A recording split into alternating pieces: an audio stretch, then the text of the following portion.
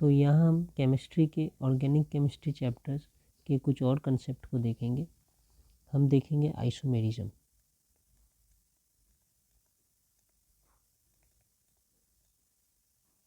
Isomerism वो phenomena है जिसमें एक या एक से अधिक कंपाउंड जिनमें सेम मॉलिक्यूलर फॉर्मूला हो लेकिन डिफरेंट प्रॉपर्टीज हो वो एग्जिस्ट करते हैं। मतलब कि फॉर एग्जांपल अगर मैं लूँ इसे, इनका नाम है प्रोपाइल ब्रोमाइड, और अगर मैं लूँ इसे, इनका नाम है आइसो प्रोपाइल ब्रोमाइड। अगर हम इन दोनों को देखें तो इनमें कितने कार्बन है, अगर मैं इनको पूरे एक्सपेंड करके बनाऊं तो ये C, यहाँ पर एक कार्बन, यहाँ पर एक कार्बन, यहाँ पर एक कार्बन, तो C और आखिरी वाले कार्बन में एक B लगा है, ब्रोमाइड लगा है। बाकी सारे हाइड्रोजन आएंगे टेट्रावैलेंसी कंप्लीट करने के लिए। तो अगर मैं इनका मॉलिक्यूलर फॉर्मूला देखूं तो कार्बन कितना है 3 है, हाइड्रोजन कितना है 1 2 3 4 5 6 7 है, और ब्रोमीन 1। अब मैं अगर इनको देखूं तो यहाँ पर एक C है, यहाँ पर एक C है, यहाँ पर एक C है, तो मैं ऐसा बना सकता हूँ। बीच वाले C पे एक ब्रोमीन है और बाकी टेट्रावैलेंसी कंप्लीट करने के लिए कार्बन के सब हाइड्रोजन लगा देते हैं। तो इनमें भी अगर मैं देखूं तो कार्बन 3 है और हाइड्रोजन टोटल 7 है और ब्रोमीन 1 है। तो ये इनका मॉलिक्यूलर फॉर्मूला है।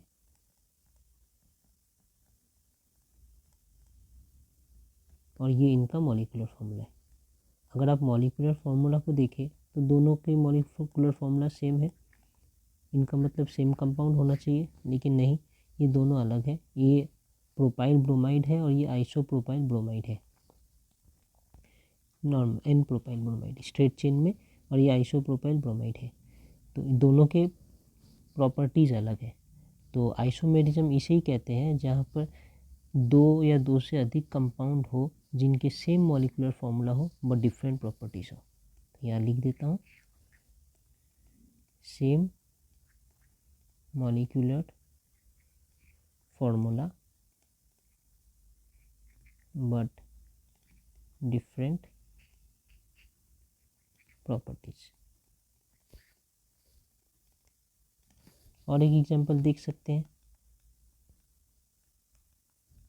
इनका।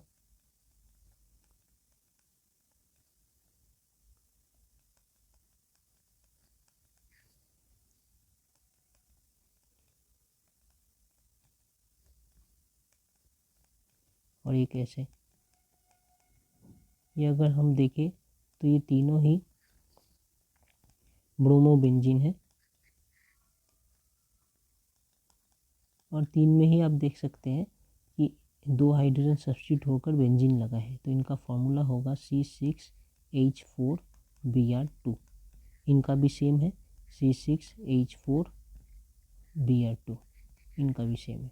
लेकिन मॉलिक्यूलर फॉर्मूला सेम होने के बाद भी क्या ये तीनों कंपाउंड सेम है? आंसर है नहीं, ये तीनों कंपाउंड अलग है। तो क्योंकि ये तीनों कंपाउंड अलग है, इनके प्रॉपर्टीज़ भी अलग है, इसलिए, लेकिन मॉलिक्यूलर फॉर्मूला सेम है, इसलिए इन्हें हम आइसोमर कहते हैं।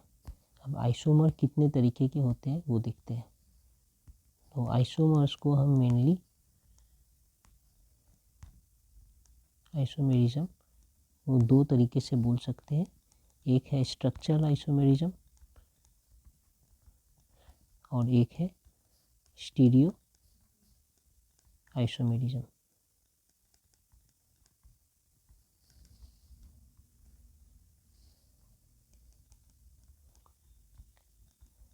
स्ट्रक्चरल आइसोमेरिज्म मतलब ऐसे आइसोमर्स मतलब तो हम समझ चुके हैं कि जिनके सेम मॉलिक्यूलर फॉर्मूला होंगे लेकिन डिफरेंट प्रॉपर्टीज होंगे।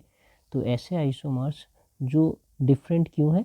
क्योंकि उनके स्ट्रक्चर में चेंजेस है, उनका स्ट्रक्चर, एक का स्ट्रक्चर दूसरे से अलग है, तो उन टाइप के आइसोमर्स को स्ट्रक्चरल आइसोमर्स कहते हैं। और जहाँ स्टीरियो आइसोमर्स मतलब जहाँ पर उनके स्ट्रक्चर सेम है लेकिन उनके 3D ओरिएंटेशन में डिफरेंस है। हम इनके एग्जांपल लेके भी देखेंगे। इनके 3D ओरिएंटेशन मतलब स्पेस में एटम कैसे रखे हुए हैं उनमें डिफरेंस है। तो उस टाइप के आइसोमेरिज्म को हम स्टीरियो आइसोमेरिज्म कहते हैं। और जब स्ट्रक्चर में डिफरेंस होते हैं तो उन्हें हम स्ट्रक्चरल आइसोमेरिज्म कहते हैं। ये स्ट्रक्चरल आइसोमेरिज्म भी कई तरीक़ों के होते हैं। अब स्ट्रक्चर में डिफरेंस क्यों होगा ये समझने की बात है। तो क्या क्या रीज़न हो सकता है स्ट्रक्चर में डिफरेंस होने के? रीज़न हो सकता है चेन आइसोमेरिज्म, मतलब कि चेन ही अलग अलग टाइप के हैं। जैसे आप यहाँ देख सकते हैं ये एक ऐसा चेन है और यहाँ पर एक ऐसा चेन है, चेन में ही डिफरेंस है, तो ये चेन आइसोमेरिज्म हो गए। हालांकि ये पोजिशनल आइसोमेरिज्म है। तो चेन में डिफरेंस होने के कारण चेन आइसोमेरिज्म होंगे, हम देखेंगे कैसे ये आते हैं। फिर दूसरा आइसोमेरिज्म है पोजीशन आइसोमेरिज्म।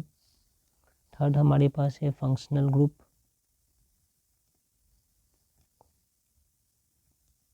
आइसोमेरिज्म। यहाँ पर फंक्शनल ग्रुप ही अलग हो जाएंगे इसलिए इनके स्ट्रक्चर अलग होते हैं।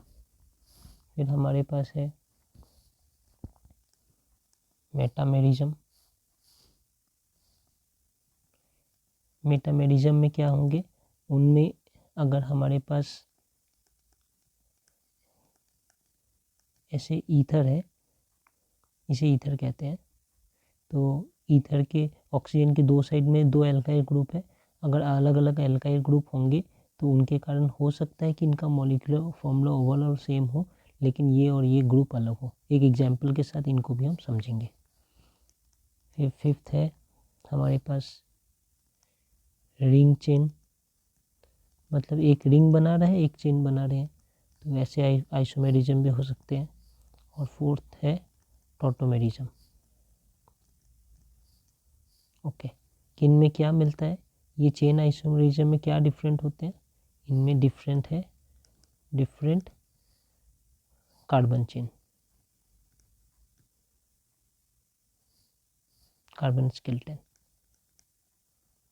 ठीक है, इसे जब हम एक साथ पढ़ेंगे एक एक करके तब ये देख लेंगे डिफरेंस क्या है इनमें।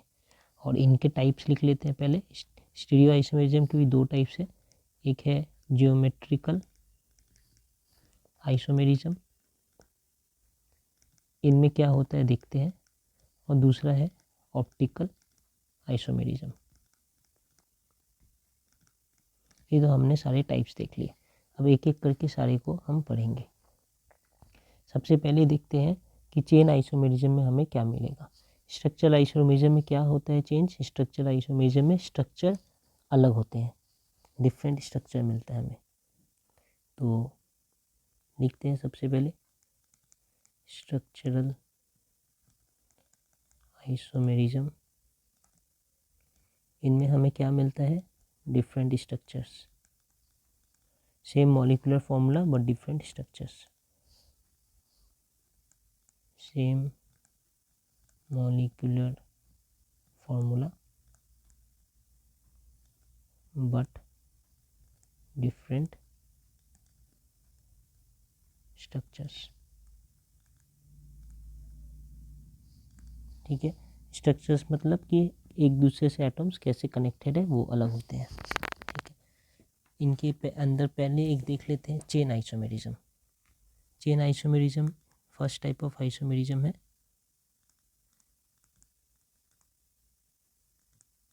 इनमें क्या अलग है, इनमें है same molecular formula but different carbon skeleton, same molecular formula but different carbon skeleton. तो इनमें डिफरेंट क्या है, कार्बन स्केलेटन डिफरेंट है। ठीक है, एग्जाम्पल्स के लिए ये अगर मैं ले लूँ, ये है एन पेंटेन,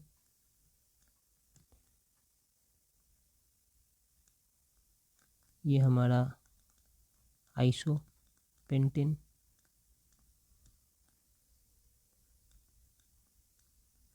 ये हमारा नियोपेंटेन।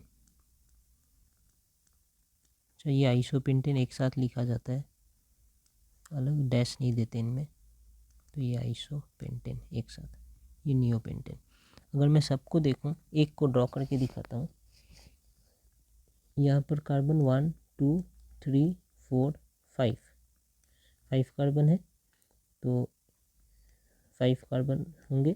और यहाँ पर 1 2 3 हाइड्रोजन, यहाँ पर 1 2 1 2 1 2 1 2 3 ऐसे ही होंगे। तो 3 3 6 7 8 9 10 11 12 H12। इनके लिए अगर मैं देखूं तो यहाँ 1 2 3 4 5 कार्बन है। हाइड्रोजन कितने होंगे, यहाँ पर 1 2 3, यहाँ पर 4 5 6, यहाँ पर 7 8 9, यहाँ पर कितना होगा, इनका तो 3 बॉन्ड बना है, इस कार्बन का एक और चाहिए तो ये 10, इनका 2 बॉन्ड बना है, 2 और चाहिए तो 11 एंड 12। यहाँ भी तब हमें 12 कार्बन मिल रहा है। यहाँ पर अगर मैं देखूँ तो ये सेंटर में एक कार्बन 2 3 4 5, तो ये भी C5 है।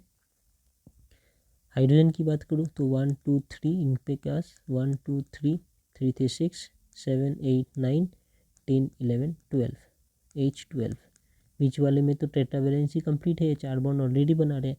तो अब देखिए इन तीनों का हमें क्या मिल रहा है, सेम मॉलिक्यूलर फार्मूला मिल रहा है, लेकिन इनका स्केलेटन, कार्बन स्केलेटन अलग है। इसलिए इस टाइप के आइसोमर्स को हम कहते हैं चेन आइसोमरिज्म, चेन आइसोमर्स।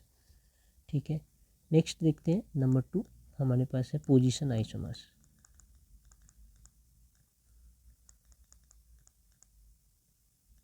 अब ये एक स्ट्रक्चरल आइसोमरिज्म के टाइप है, या इनमें क्या अलग है, इनके पास सेम मॉलिक्यूलर फॉर्मूला है लेकिन different position of substituted atom है। Same molecular formula but different position of substituent atom और फंक्शनल ग्रुप।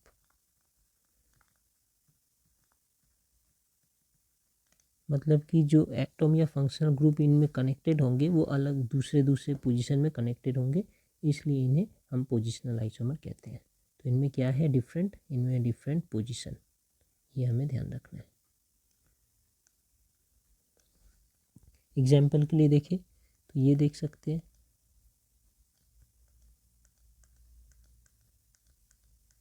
यहाँ पर एक OH इसमें कनेक्टेड है, बाकी सारे हाइड्रोजन।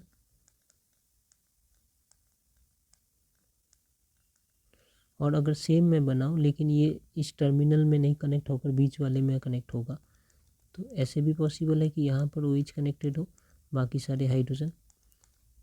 तो इनमें क्या ही डिफरेंस है, सिर्फ हमारा अल्कोहल जो OH ग्रुप है वो यहाँ पर बीच में सेकेंड नंबर कार्बन कनेक्टेड और ये फर्स्ट नंबर कार्बन में कनेक्टेड है।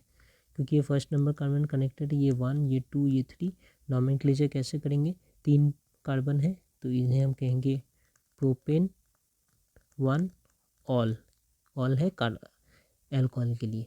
और इनका नॉमेनक्लेचर क्या होगा, यहाँ से लूँ या यहाँ से लूँ, ये दूसरे नंबर पे आएगा 1 2 3, तो इनका नाम होगा प्रोपेन 2 ऑल।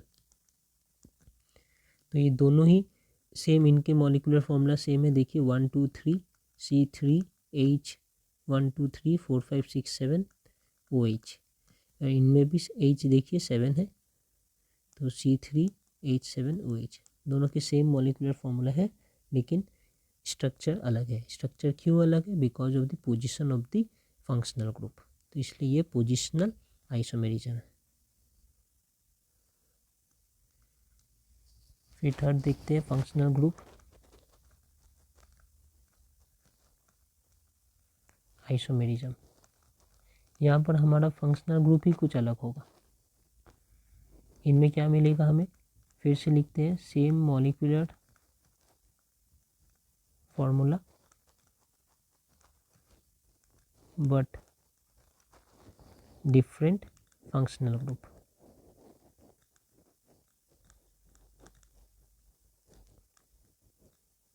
फंक्शनल ग्रुप कैसे डिफरेंट हो सकता है, इनमें क्या डिफरेंट है, फंक्शनल ग्रुप ये याद रखना है। फंक्शनल ग्रुप कैसे डिफरेंट हो सकता है, फॉर एग्जांपल देखते हैं इनको, CH3 CH2 C single bond H double bond O, ये है क्या, अगर आप थोड़ा याद कर रहे होंगे तो ये चीज़ है CHO बॉन्ड, ये बॉन्ड जो है ये बॉन्ड है और ये CHO है। CHO को क्या कहते हैं, ये एक एल्डिहाइड है, ये एक एल्डिहाइड है। कौन सा फंक्शनल ग्रुप है, एल्डिहाइड। ओके, और सेम मैं लिखूँगा लेकिन अब ऐसे CH3 C CH3 double bond O। अगर आप फिर से इसे याद करें तो ये क्या है, कीटोन है। कीटोन में कैसा फंक्शनल ग्रुप होता है, ऐसा दो लेग होते हैं, डबल बॉन्ड O, तो इनके ये दो लेग में ये दोनों कनेक्टेड है, ये वाले और ये वाले। बाकी ये हमारा एक कीटोन है, तो ये है कीटोन। कीटोन के लिए लास्ट में क्या सफिक्स यूज होता है, नॉन ONE। और एल्डिहाइड के लिए क्या यूज होते हैं, AL। तो ये इसमें कितने हमारे पास कार्बन है, 3 है। ऐसे नंबरिंग करेंगे, ये 1 ये 2 और ये 3, तो इनका नाम होगा प्रोपेनल। क्योंकि 1 पोजीशन पे इसलिए नहीं भी लिखने से चलेगा, प्रोपेन 1 नल लिखना नहीं तो होता, ऐसे प्रोपेन 1 अल। ओके, इनका क्या नाम है, इनमें कैसे लिखूँगा, इनमें यहाँ से नंबरिंग करो 1 2 3 या यहाँ से नंबरिंग करो 1 2 3। इनमें क्या है, इनका नाम प्रोपेन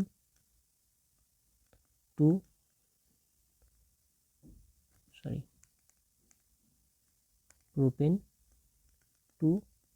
नॉन। तो ये हमारा एक कीटोन हो गया। दोनों की अगर मॉलिक्यूलर फॉर्मूला को देखूं तो 1 2 3 3 कार्बन है, हाइड्रोजन कितने हैं, 6 है और ऑक्सीजन 1। इनमें भी 3 कार्बन है, हाइड्रोजन 3 + 3 6 है और ऑक्सीजन 1। तो इस दोनों की मॉलिक्यूलर फॉर्मूला सेम है लेकिन फंक्शनल ग्रुप अलग अलग है, इसलिए ये दोनों आइसोमर को हम कहेंगे फंक्शनल आइसोमर। फिर हम देखते हैं मेटामर्स किसे कहते हैं, ये number 4 metamerism.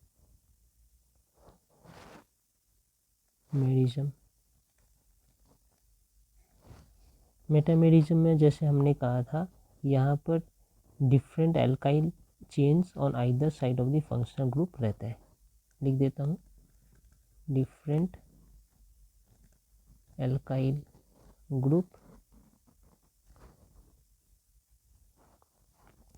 on either side of the functional group। Alkyl group की जगह एल्काइल चेन लिख सकते हैं। कैसे, फॉर एग्जांपल एक ये लेते हैं और एक ये लेते हैं, दोनों ही क्या है, दोनों ही इस फॉर्मेट में आप देखिएगा ROR' ऐसे कुछ है, ये होते हैं क्या, ईथर। दोनों ही एक टाइप ऑफ ईथर है, लेकिन यहाँ पर इस ऑक्सीजन के साथ सिर्फ एक कार्बन कनेक्टेड है और इस ऑक्सीजन के साथ यहाँ 1 2 3 कार्बन कनेक्टेड है। ठीक है, तो अगर मैं इनका नाम लिखूं तो एक साइड में मिथाइल है और एक साइड में 3 कार्बन मतलब प्रोपाइल है, तो इनका नाम होगा मिथऑक्सी प्रोपेन। यहाँ एक साइड में इथाइल है, दूसरे साइड में भी इथाइल है, तो इनका नाम होगा इथॉक्सी इथेन, एक साथ विदाउट एनी स्पेस। अगर मैं इनका कार्बन गिनूँ तो 1 2 3 4 कार्बन, हाइड्रोजन गिनूँ तो यहाँ 1 2 3 4 5 6 7 8 9 10, तो 10 हाइड्रोजन और ऑक्सीजन 1।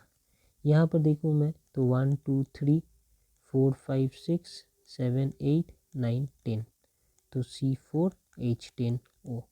दोनों के सेम मॉलिक्यूलर फॉर्मूला है लेकिन इनके स्ट्रक्चर डिफरेंट है। स्ट्रक्चर क्यों डिफरेंट है? Because of different alkyl chain, that's why they are called metamerism. Metamerism is a type of isomer, structural isomerism.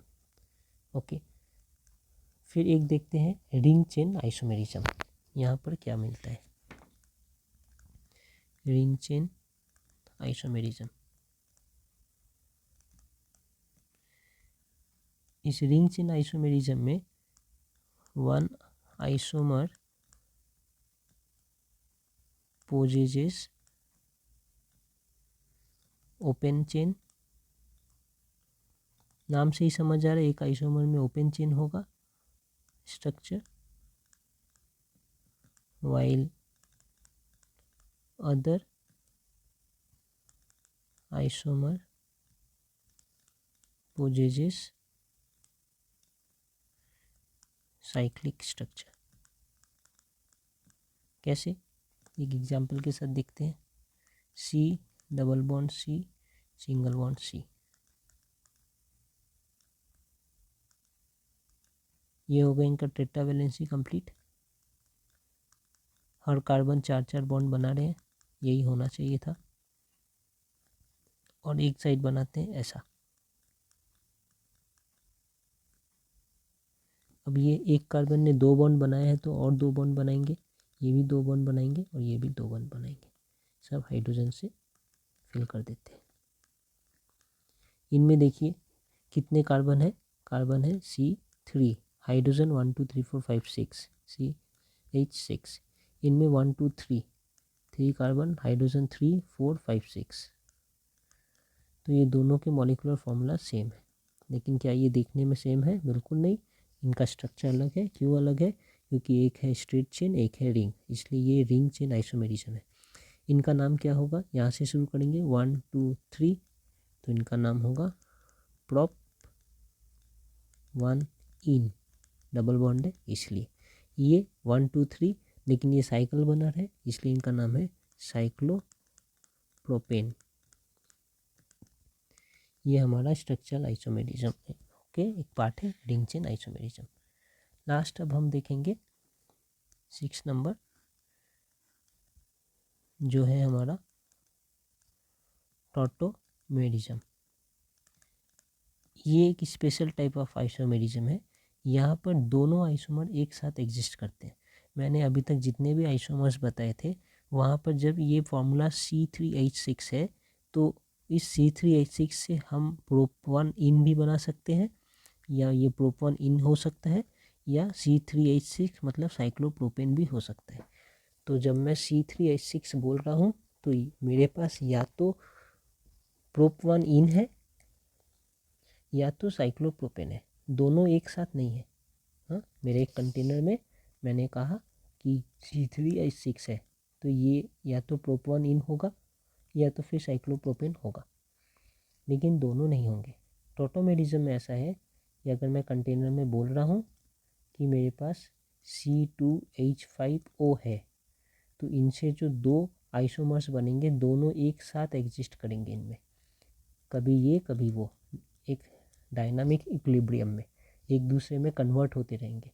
ये कन्वर्ट नहीं हो रहे यहाँ से यहाँ या यहाँ से यहाँ, लेकिन ये एक दूसरे में कन्वर्ट होते रहेंगे, इसलिए इसे टॉटोमेरिज्म कहते हैं। तो it is a special type of isomerism where isomers exist simultaneously in dynamic equilibrium, that is these isomers are interconvertible among themselves. ये एक दूसरे में कन्वर्ट होते हैं।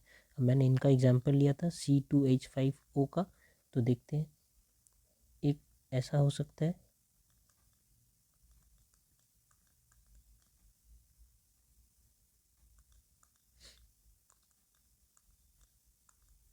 ये क्या है? एक एल्डिहाइड है, हमें पता है ये CHO एक ग्रुप है, ये CH3 के साथ कनेक्टेड है, ये एक एल्डिहाइड है। और इस एल्डिहाइड की जगह मैं इक्विलिब्रियम में, देखिए ये इक्विलिब्रियम का सिंबल है, मतलब ये यहाँ से यहाँ बन सकता है, यहाँ से यहाँ बन सकते हैं।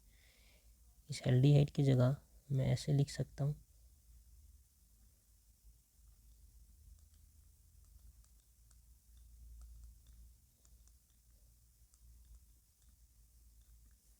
अब ये एक अल्कोहल ग्रुप है, तो यहाँ पे एल्डिहाइड कनेक्टेड था, यहाँ पे अल्कोहल कनेक्टेड हो गया, लेकिन ये इसे हम फंक्शनल आइसोमेरिज्म नहीं कहेंगे, क्योंकि ये एल्डिहाइड ग्रुप है, ये अल्कोहल ग्रुप है, ये फंक्शनल आइसोमेरिज्म है। वो तब कहते जब ये या तो सिर्फ ये एग्जिस्ट करता या तो फिर ये एग्जिस्ट करता, लेकिन यहाँ ये दोनों एग्जिस्ट करते हैं डायनामिक इक्विलिब्रियम में। यहाँ से ये कन्वर्ट हो जाते हैं, यहाँ से ये कन्वर्ट होकर यहाँ आ जाते हैं, तो इसलिए ये टॉटोमेरिज्म है। इनका एक स्पेशल नाम है, ये कॉम्बिनेशन का इनका नाम है, क्योंकि ये एक टाइप ऑफ कीटोन है, तो ये है कीटो और ये है एक अल्कोहल, तो एनॉल, कीटो एनॉल टॉटोमेरिज्म।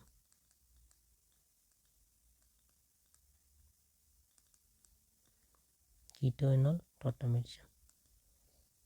ओके, तो यहाँ पर हमारे पास एक जगह C+O और दूसरी जगह अल्कोहल है, ये सिंगल बॉन्ड OH। तो दूसरे जो आइसोमेरिज्म अब हमारे पास है वो स्ट्रक्चर आइसोमेरिज्म के बाद है स्टीरियो आइसोमेरिज्म। यहाँ पर सेम मॉलिक्यूलर फॉर्मूला है, सीक्वेंस भी सेम है, स्ट्रक्चर भी सेम है, लेकिन फिर क्या डिफरेंस है, ये डिफरेंस है इन देयर 3D ओरिएंटेशन। जो स्ट्रक्चर है बने हैं वो 3D स्पेस में किस तरीके से रखे हुए हैं, कैसे ओरिएंटेड है, उनके ऊपर ही इनका डिफरेंस है, इसलिए इसे स्टीरियो आइसोमेरिज्म कहते हैं। यहाँ पर क्या डिफरेंट है, different only in 3D orientation, ये ध्यान रखना है।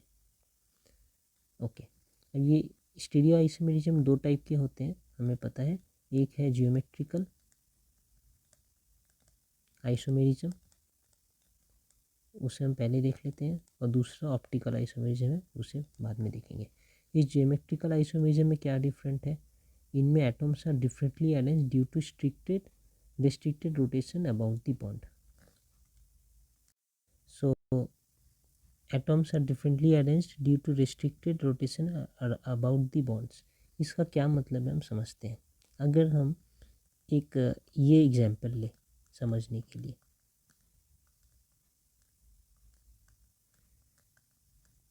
और लेते हैं यहाँ पर क्लोरीन और यहाँ पर भी क्लोरीन लगाए, तो ये हमारा एक एग्जाम्पल है, और दूसरी तरफ हम सेम लेते हैं ऐसा ही, लेकिन यहाँ पर एक में क्लोरीन ऊपर है और दूसरे वाले में यहाँ क्लोरीन नीचे है। और अब मैं अगर आपसे पूछूं क्या ये दोनों कंपाउंड सेम है, तो आप क्या आंसर देंगे।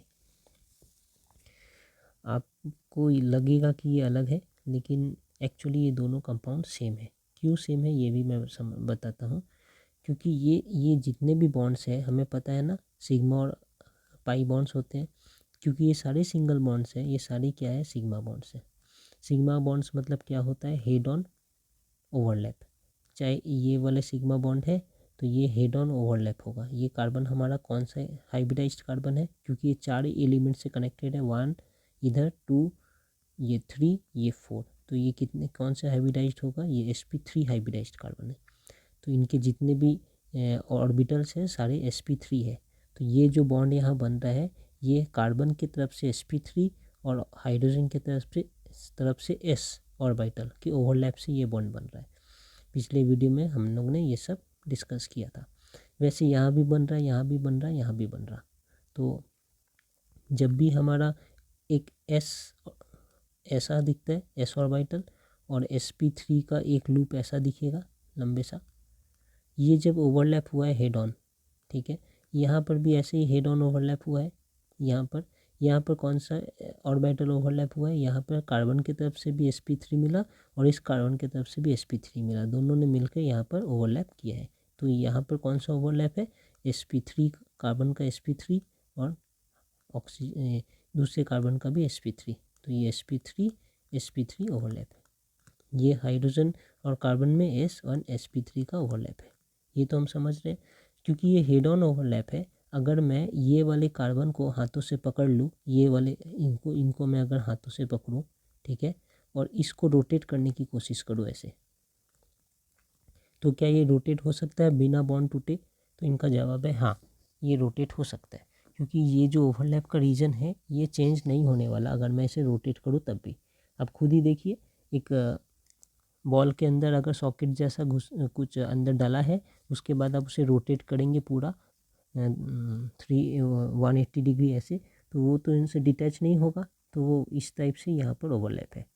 तो मैं इसे घुमा कर ऐसा बना सकता हूँ, इसे फिर से घुमा कर ऐसा बना सकता हूँ।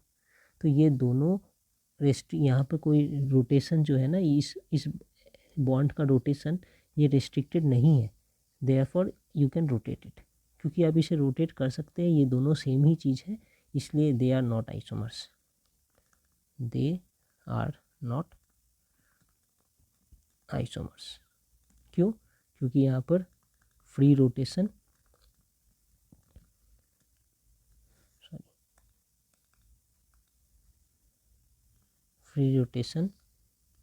is possible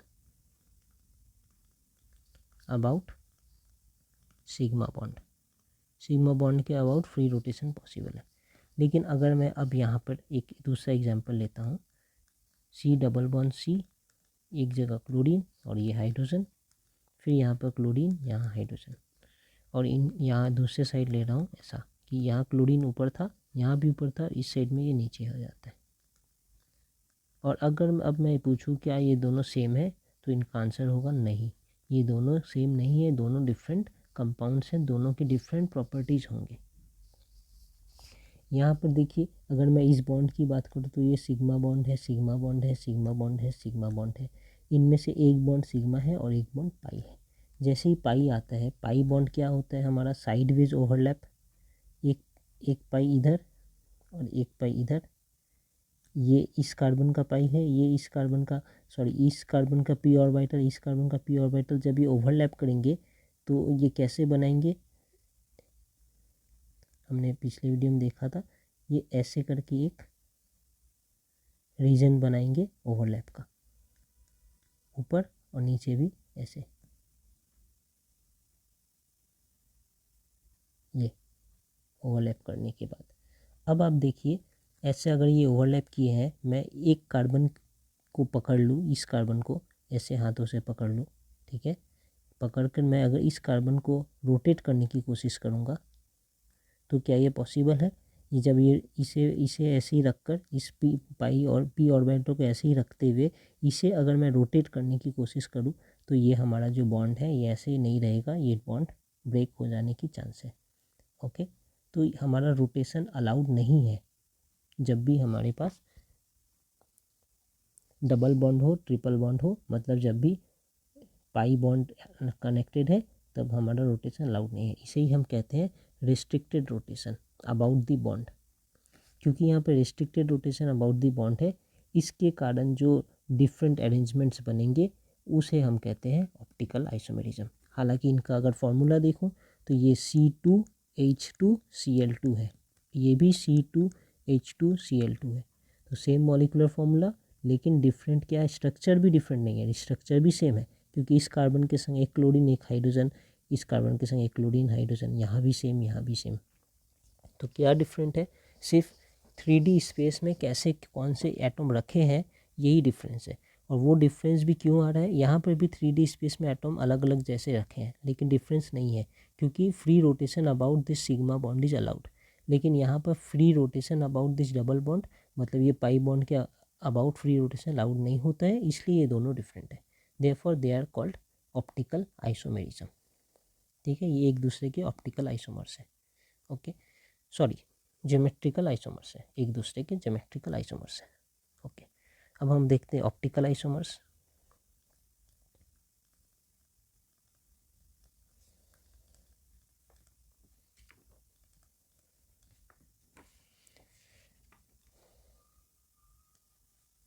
ऑप्टिकल आइसोमर्स में जो सबसे इम्पोर्टेंट पॉइंट है कि ये आइसोमर्स एक दूसरे के मिरर इमेज होते हैं।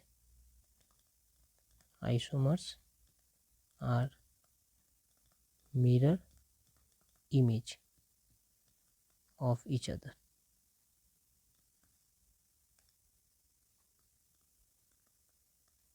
कैसे? एग्जाम्पल लेते हैं लैक्टिक एसिड का। लैक्टिक एसिड कैसा दिखता है, सी, यहाँ पर अल्कोहल ग्रुप है, ऊपर हमारा कार्बोक्सिलिक एसिड है, COH, इधर हमारा नॉर्मल हाइड्रोजन है और यहाँ हमारा एल्काइल ग्रुप है CH3। और इसे अगर मैं फिर से ड्रॉ करूँ लेकिन ऐसे, इधर OH लगाऊंगा, ऊपर में COH, यहाँ पर हाइड्रोजन और यहाँ पर CH3। अब अगर आप इसे अब फॉलो करें तो ये एक दूसरे का मिरर इमेज है। अगर ये इनका मिरर इमेज है, ये इनका मिरर इमेज है। ये इनका प्रॉपर्टी और इनका प्रॉपर्टी दोनों अलग है। ये ऑप्टिकल आइसोमेरिज्म हमें उस कंपाउंड में ही देखने को मिलता है जिनमें कार्बन जो 4 लिंक मतलब 4 दूसरे स्पीशीज़ के साथ कनेक्टेड है, वो चारों डिफरेंट होने चाहिए।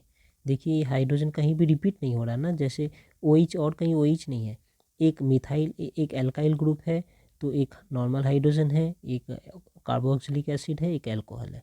4 अलग अलग फंक्शनल ग्रुप के साथ ये कनेक्टेड है। ठीक है, यहाँ भी ऐसा ही है। अब ये दोनों एक दूसरे के ऑप्टिकल आइसोमेरिज्म है, ऑप्टिकल इमेज है, तो इसलिए ये जो आइसोमर बन रहे हैं इसे हम ऑप्टिकल आइसोमर कहते हैं। और भी रीज़न है, क्योंकि ये ऑप्टिकल एक्टिविटी शो करता है, ऑप्टिकल एक्टिविटी इज प्रेजेंट। अब ये ऑप्टिकल एक्टिविटी क्या होता है हम डिटेल में हायर क्लासेस में पढ़ेंगे। यहाँ पर ये अगर मैं पोलराइज्ड लाइट को लेकर जाऊँ तो ये वाले मॉलिक्यूल्स हमारे पोलराइज्ड लाइट को ऐसे मतलब कि क्लॉकवाइज डायरेक्शन में रोटेट कर देते हैं, और अगर ये वाले मॉलिक्यूल होंगे तो ये हमारे पोलराइज्ड लाइट को एंटी क्लॉकवाइज डायरेक्शन में रोटेट कर देंगे। ये पोलराइज्ड लाइट क्या होता है और इसे कैसे रोटेट करते हैं, सिर्फ ऐसे समझ सकते हैं कि अगर हमारा लाइट ऐसे आ रहा है सीधा, तो थोड़ी देर बाद हम देखेंगे कि इसे ये लाइट को इन्होंने ऐसे रोटेट कर दिया ऐसे। और अगर हमारा लाइट इस केस में ऐसे सीधा आ रहा है तो थोड़ी देर बाद देखेंगे कि इस कंपाउंड से जब हमारा लाइट जाएगा तो ये लाइट को ये इस डायरेक्शन में रोटेट करेंगे, मतलब कि ऐसे पीछे की तरफ ऐसा हो जाएगा। ठीक है, ऐसे रोटेट करेंगे, और ये सामने की तरफ रोटेट किए मतलब ये ऐसा हो गया। ठीक है, यही समझने वाली बात है। ओके, अब इसके आगे हम एक नए टॉपिक को पढ़ते हैं जिनका नाम है organic reaction mechanism. Organic reaction mechanism, ये थोड़ा बड़ा टॉपिक है लेकिन काफ़ी इंटरेस्टिंग है। इस टॉपिक को पढ़ के हम ये समझेंगे कि कोई भी ऑर्गेनिक कंपाउंड में जब रिएक्शन होता है या ऑर्गेनिक कंपाउंड को लेकर रिएक्शन होता है जिसमें ऑर्गेनिक कंपाउंड इन्वॉल्व है, तो वो रिएक्शन कैसे होता है, किस किस स्टेप से होते हुए वो रिएक्शन होता है। तो जैसे हम इनऑर्गेनिक में जानते थे कि एक A+B मिलकर क्या बनाते हैं, C बनाते हैं प्लस D बनाते हैं, ऐसे ही कुछ होता है। ऑर्गेनिक में भी ऐसे ही है, हमारे पास एक ऑर्गेनिक मॉलिक्यूल रहेंगे, ऑर्गेनिक मॉलिक्यूल। ये ऑर्गेनिक मॉलिक्यूल के साथ हमारे पास एक अटैकिंग रिएजेंट होगा। जस्ट नाम थोड़ा अलग लगता है, कंसेप्ट एक ही है। एक ऑर्गेनिक मॉलिक्यूल है, इस ऑर्गेनिक मॉलिक्यूल में कोई बाहर से आकर अटैक करेगा, कोई ना कोई उनका वीक स्पॉट होगा जहाँ पर वो अटैक कर सकते हैं। अटैक करेंगे, अटैक करने के बाद क्या होगा, कुछ बॉन्ड टूटेंगे और फिर कुछ नए बॉन्ड बनेंगे, और नए बॉन्ड बनने के बाद हमारे पास एक नया प्रोडक्ट मिलेगा। लेकिन इस नए प्रोडक्ट के पहले एक इंटरमीडिएट आता है जो ये रिएक्टेंट से प्रोडक्ट बनने के प्रोसेस में ये कुछ बीच के स्टेट में है। ये अभी प्रोडक्ट पूरे बने नहीं हैं, रिएक्टेंट भी नहीं रहे और प्रोडक्ट पूरे बने नहीं हैं, लेकिन प्रोडक्ट बन रहे हैं। इसके बीच के जगह में इसे हम कहते हैं इंटरमीडिएट। तो हमें कुछ इंटरमीडिएट मिलते हैं। ये इंटरमीडिएट बहुत अनस्टेबल रहता है, ये ज़्यादा देर तक नहीं टिकता, थोड़े देर बाद ये कन्वर्ट हो जाते हैं फिर प्रोडक्ट्स में। और साथ में हमें और क्या मिलता है, कुछ बाई प्रोडक्ट्स भी मिलते हैं।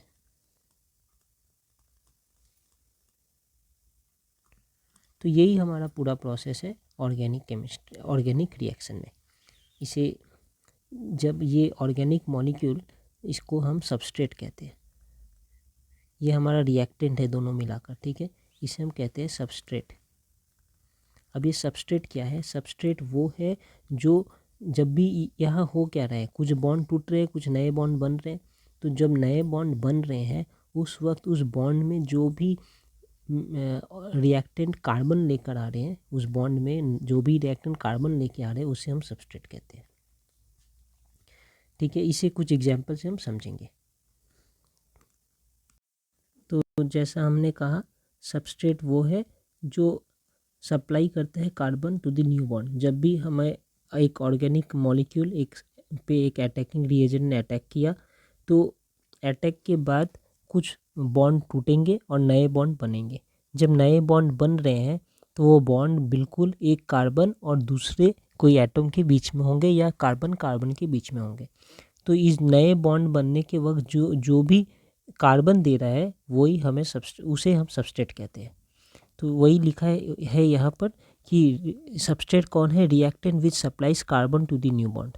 और अगर ये भी कार्बन ला रहे हैं अपनी तरफ से और ये भी कार्बन ला रहे हैं और कार्बन कार्बन का बॉन्ड बन रहा है जिसे हम प्रोडक्ट बना रहे हैं, तब हम इन दोनों में से किसी को भी सबस्ट्रेट कह सकते हैं।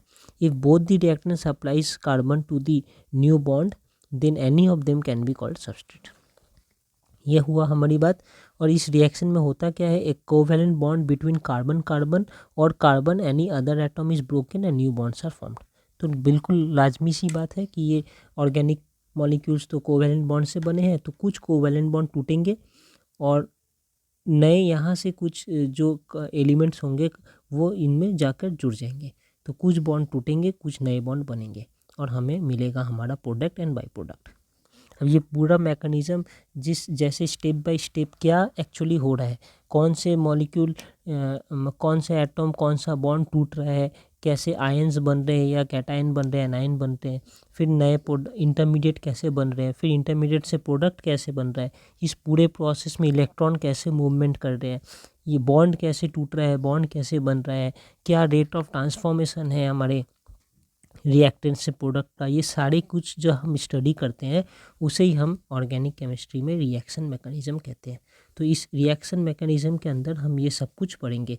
अ sequential account of each step describing details of electron movement, energetics during bond cleavage, मतलब बॉन्ड जब टूट रहा है तब, and bond formation, bond cleavage, bond टूटने वक्त और बॉन्ड बनते वक्त क्या एनर्जीज इसमें इन्वॉल्व है, and the rate of transformation of reactant into product, जिसे हम काइनेटिक्स भी कहते हैं, is refer to as mechanism, reaction mechanism. तो इलेक्ट्रॉन मूवमेंट, बॉन्ड का टूटना, बॉन्ड का जुड़ना और rate of transformation of reactant to product, ये सारे को हम मिलाकर रिएक्शन मैकेनिज्म कहते हैं। और यही रिएक्शन मैकेनिज्म हम स्टेप बाय स्टेप यहाँ पर सीखेंगे।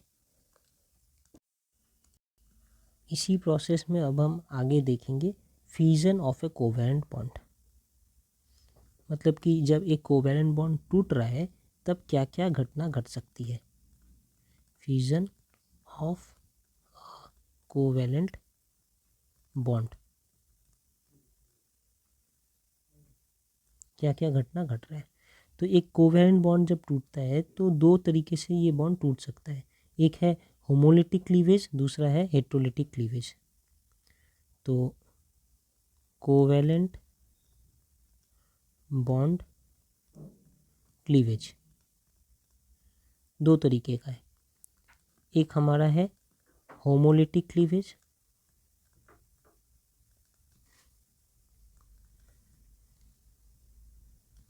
और दूसरा है हेट्रोलिटिक क्लीवेज।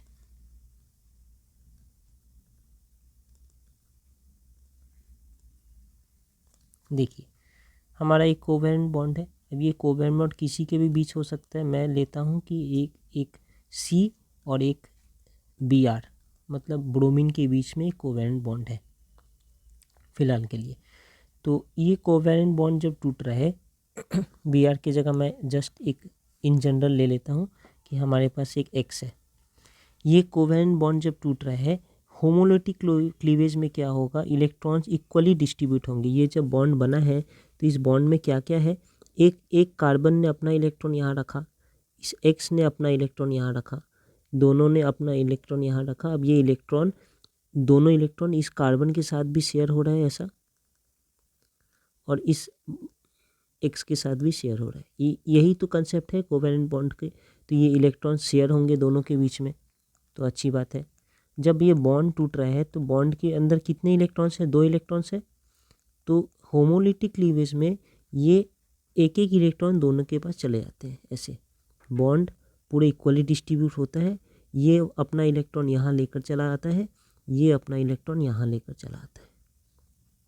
इसे हम ऐसे हाफ एरो से दिखाते हैं। एरो ऐसा होता है ना, इसे ऐसे दिखाएंगे एक हाफ देकर ऐसे, क्योंकि इससे ये पता चल रहा है कि हाफ मतलब इस बॉन्ड के एक ही इलेक्ट्रॉन इधर आ रहे हैं और एक इलेक्ट्रॉन इधर जा रहे हैं।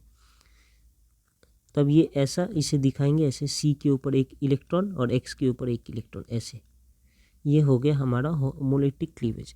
हेट्रोलिटिक क्लीवेज अगर यही हमारा एक एक्स होता और हेट्रोलिटिक क्लीवेज होता तो ये दोनों ही उठकर ऐसे चले जाएंगे इसके ऊपर, तो इसे हम कहेंगे हेट्रोलिटिक क्लीवेज। यहाँ पर जो 2 इलेक्ट्रॉन है, दोनों ही इलेक्ट्रॉन ये एक्स लेकर चला गया।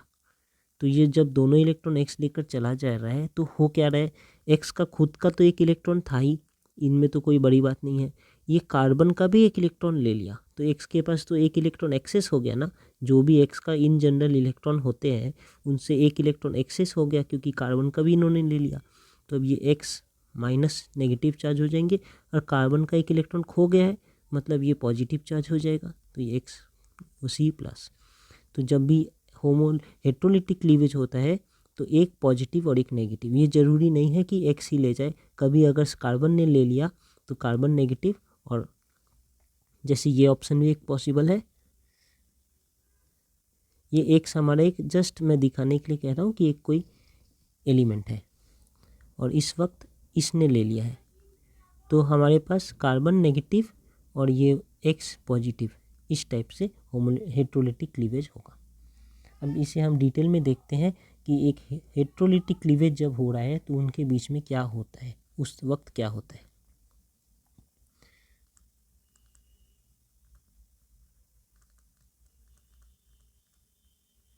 तो जब भी एक हेट्रोलिटिक क्लीवेज होता है तो हमें पता है जब भी एक हेट्रोलिटिक क्लीवेज होगा 2 चीज़ बनेंगे, एक ये और एक ये। तो वही लिखता हूँ, 2 चीज़ बनेंगे। 1 atom has 6 state electronic structure. थोड़े डिटेल में डिस्कस करेंगे इसे अच्छे से समझने के लिए। एंड पॉजिटिव चार्ज, जैसे एग्जाम्पल यहाँ पर हमें जो ये सी प्लस वाला मिला है इस केस में, या यहाँ पर एक्स माइनस वाला मिला है इस केस में। और दूसरा क्या मिलेगा, दूसरा मिलेगा अदर एटॉम। 2 एटम होंगे ना, उन्हीं के बीच में तो हेट्रोलिटिक क्लीवेज होगा। तो एक एटम हैज़ 6 स्टेट, 6 स्टेट मतलब 6 इलेक्ट्रॉन्स होंगे एक एटम के पास, ठीक है, एंड पॉजिटिव चार्ज होगा। दूसरे एटम हैज़ वैलेंस ऑक्टेट, मतलब कि इनके वैलेंस सेल में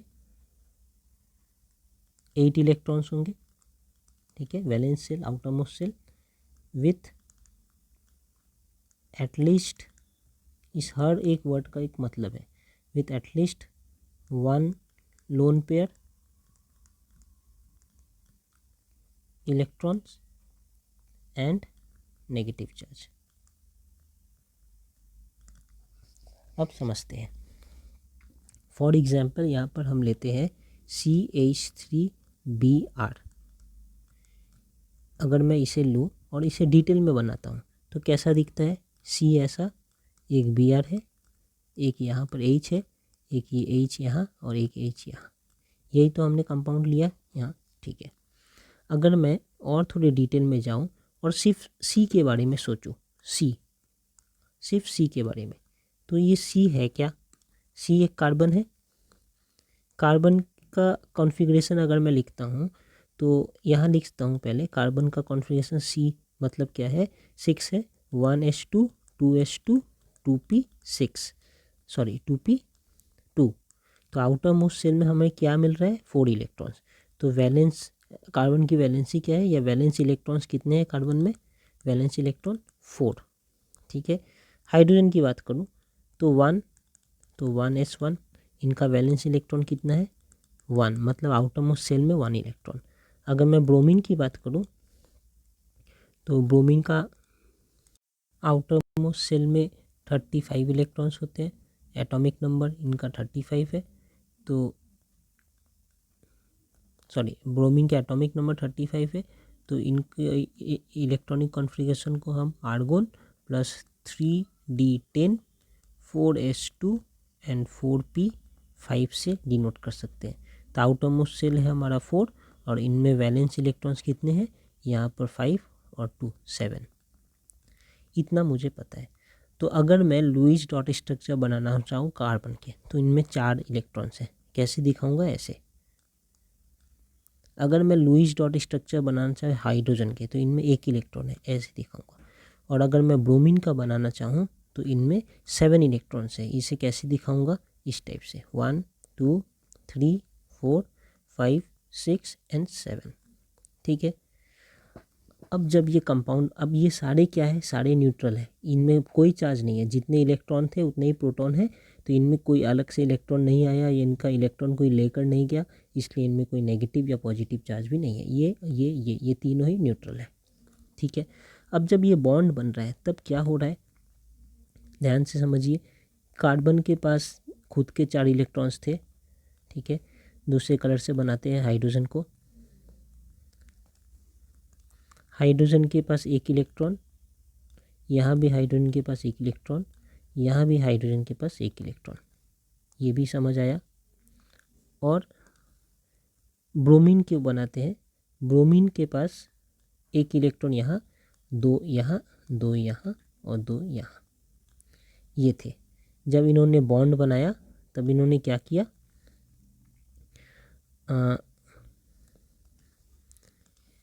तब इन्होंने ये कार्बन, अपने तो 4 इलेक्ट्रॉन है ही, यहाँ से भी इनके भी इलेक्ट्रॉन शेयर किए, इनके भी, इनके भी, इनके भी। अब कार्बन के पास कितने इलेक्ट्रॉन्स हो गए थे, अगर मैं ऐसे डॉटेड बनाऊँ तो बॉन्ड बनाने के बाद कार्बन के पास ये देखिए 8 इलेक्ट्रॉन्स हो गए थे।